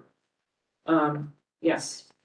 I don't know if this is a thing or not, but when we do the interviews and things for board members, is there a way, I guess, to prioritize for that? We asked, and we have asked, we asked to, when we talked to the borough president, we asked to round out where people come from. So we have people from all over the district, and then we look at what we're needed. So we need, landmarks and Youth and Ed. So yes, we definitely do. Does anybody have any questions on that? Okay, phenomenal. 5, done. 6, year-round roadway cafe. You have the resolution in front of you. We realized at the end of licensing. This is not. We don't have it? This is 9/11. 9/11. Oh. Oh. All right. So we provided testimony about outdoor dining. And do you have any of the notes? Yeah. Okay, great. So we actually realized we ended the licensing meeting without taking a full vote. We updated the new rules for the new legislation in front of city council with the new bill numbers are slightly tweaked from what was done in 2025. So we went This is over your. that. That's what. Is it fundamentally the same as our position back then? It is fundamentally the same. That fundamentally, all of it is the same. What we came up with at licensing. Oh, I see it's up there now. So we did testimony and all that. The things where we started to make nuanced changes with, dang, I don't have it with me. Okay. Oh, this was the clip now. Yeah. Have it with me from licensing. What we decided to have a dialogue and question on to do were the following things, because there were definite differences. Here we go. So what we talked about at licensing beyond what we have already done is adding the following. That we think that the obstructions of tree pits, bike racks should not be included in clear path. They should be considered furnishing and have further distancing. We thought that there are several things in the law that are different. And we commented on these particular things. Yep, that's what I got my notes on. It says that the restaurants would be, roadway cafes would be responsible for snow removal and sanitation. And we asked for clearance on 3 to 5 feet on either side. And to clear the bike path, because otherwise, what you have, there's 3 to 5 An feet. obstruction, you can't clear the front, I mean, regular streets, you know, Correct. plows or whatever, Right. couldn't clean it. And if you're a bicyclist and Zach's riding down the street, you have the combination, if they're only required to do just in front of their roadway cafe, which it's not even clear that it says that. Then you'll have the bike path in front of the roadway cafe clear and then snow. And then roadway cafe and then snow. So they should have to clear the bike path as well as 3 to 5 feet on either side. If you're gonna be out there all year. That was what we said in licensing. And then. Say where the snow had to go. We did not. I was say, they can put it in a place for like anything else. Yes, well, actually, I think we did. We said we didn't want it on the sidewalks. Right, I mean, so they have to I mean, figure out. they're already obliged to clear the sidewalks. So they're essentially saying that we want it would need to be cleared into the street. Yeah. So should we make that explicit? But the thing with that, that, you know, Yeah. that if you put it, I don't, okay, we're not gonna tell where this numbers. But the thing about it was, if you clear the bike path and there is not a restaurant on either side of you, who is responsible for clearing the rest of the bike? The city The is. city is, The see, city the is. city can't So why clear it can't they where, just clear the whole bike path? no, Because they can't get between those, like, No, they can, and they have the equipment to do it. It's just low enough priority, they just don't get around to it. Right, but that's the city. But yeah. oh, Tammy? Yep. Does this, did the testimony or this draft resolution address, in my mind, what's really going on here is most of these people have no intention whatsoever of using these outdoor dining sheds in the winter. Of course, they're They using it did- for storage. They're using it for storage. Yep. And so could we put in there a condition that they're only allowed to have them in the winter if it's an active use? Love it. Oh, yeah, I love that. Because if that's what they're saying, we want, you know, year-round dining for the city of New York. we need to define what active use is. We do have to define it, I mean, or at least the statute has to define Dining it. use. Yeah, that's right, dining, Active dining, service. yeah, And use. to Not the a same, storage. to the same It's degree specific as to it say not is in, storage. yeah. Definitely. Okay. That's a good. That is a good one, thank you so much. Another thing that was nuanced in here, the roadway cafe. Operating distance that is greater than 8 feet from the perimeter of the roadway, okay, so we're a little peevy. We don't want any reduction to any clear paths or any reductions to any clearances and distances from intersections, period. Because they were looking to cut back on what's daylighting. Right. And we've already said, no, we thought that was a terrible idea. So then it got back to the, you know what, we don't want any reductions in any clear path or any distance from intersections, period. And that, And one sentence. we wanted it struck entirely that the community board should not require the petitioner to supply the board with additional written materials other than the petition and the agreed upon modifications, because, and we will put this in the resolution. We actually try and work with the businesses to have them come and fill out a stipulation for their SLA license when they do outdoor dining. Right. So it's a one-stop shop. We're trying to make it easier. That particular thing in there will actually require them to come back no matter what. Right. Right, they may have to, but it's just, it's not actually business friendly. And then we said, hold on, let me get through all the changes, Andrew, and then we're gonna vote on, where we were. Okay, the other thing that we said was, the problem that we found when we met with DOT and SLA, and it is far more prevalent for 2 and 3 than it is for us. But they are allowed to put road beds in front of entrances to buildings. So So you can no longer.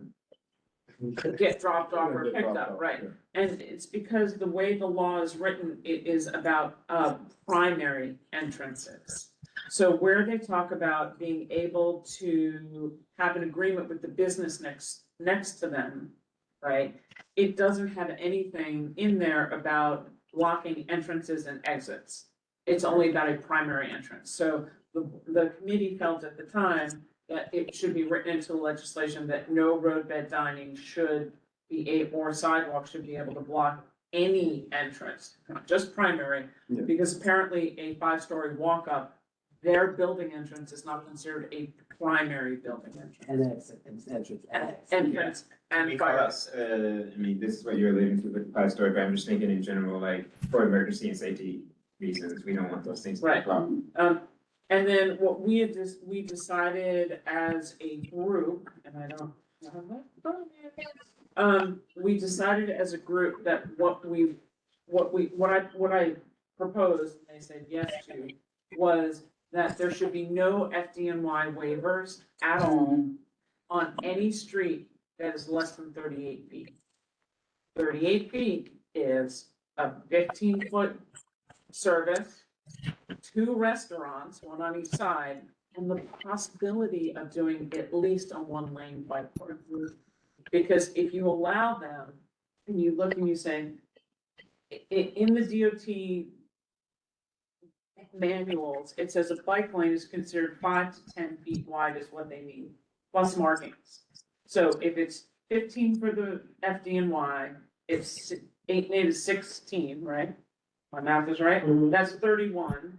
Take the average size of a bike lane, it's 7.5. That puts you at 38 feet. That at least gets you a 1-directional bike lane. And we don't know. We don't know where the bike lanes are gonna go, but if you don't give the opportunity for a bike lane to be there because you've then done all the roadway dining, then you're actually cutting off the possibility for better circulation. And that's how we got to 38 feet. Okay? Anybody have any questions on that? Oh, and we said no FDNY waivers at all in consideration of the snow, because 15 feet for a clear path doesn't include snow. Andrew. Andrew, has his go. hand up, and then I just pulled the question. So I believe this is the case, but honestly, I can't recall. As it relates to winter operations, are there very strict and specific guidelines as the type of heating devices that can be used in these outdoor Nope, facilities? nope, because they're not allowed to have them, because they're not supposed to be there in the winter. So, there are architecture rules and regs on the way it normally is, but they've not even opined on that. I think that's in rulemaking. About lighting. It's a really good point. There aren't any. So They are being used. They are being used. Should we reference that there needs to be greater enforcement on that? They're allowed to use electric. That's a big. Yeah, it is electric for sure. They can't use gas. Gas, right. Yeah, so, Zach says he believes that the enforcement, the rule is they are allowed to use electric, but not gas. Okay. I don't got even it. know if it's, They don't use those towers? Nothing. I- Not allowed to use gas anymore, They use different things. according to, per FDNY's request. okay, so they're allowed to use electric and run electric. Well, there probably have I think Andrew's dim still- lights out there anyway. Anybody else have a hand up? Andrew, do you have any other questions? No, no, I don't. Okay, awesome. Call the question? Alice has called the question, second. We'll do this a vote by affirmation. Is there anybody who is opposed? Hearing and seeing none, are there any abstentions, recusals? Hearing and seeing none, motion passes. Thank you so much. What you have in front of you lastly is from last night? Yeah. So they passed this resolution in quality of life last night, and you're thinking, so why isn't it waiting till full board? Well, And why isn't it on our agenda?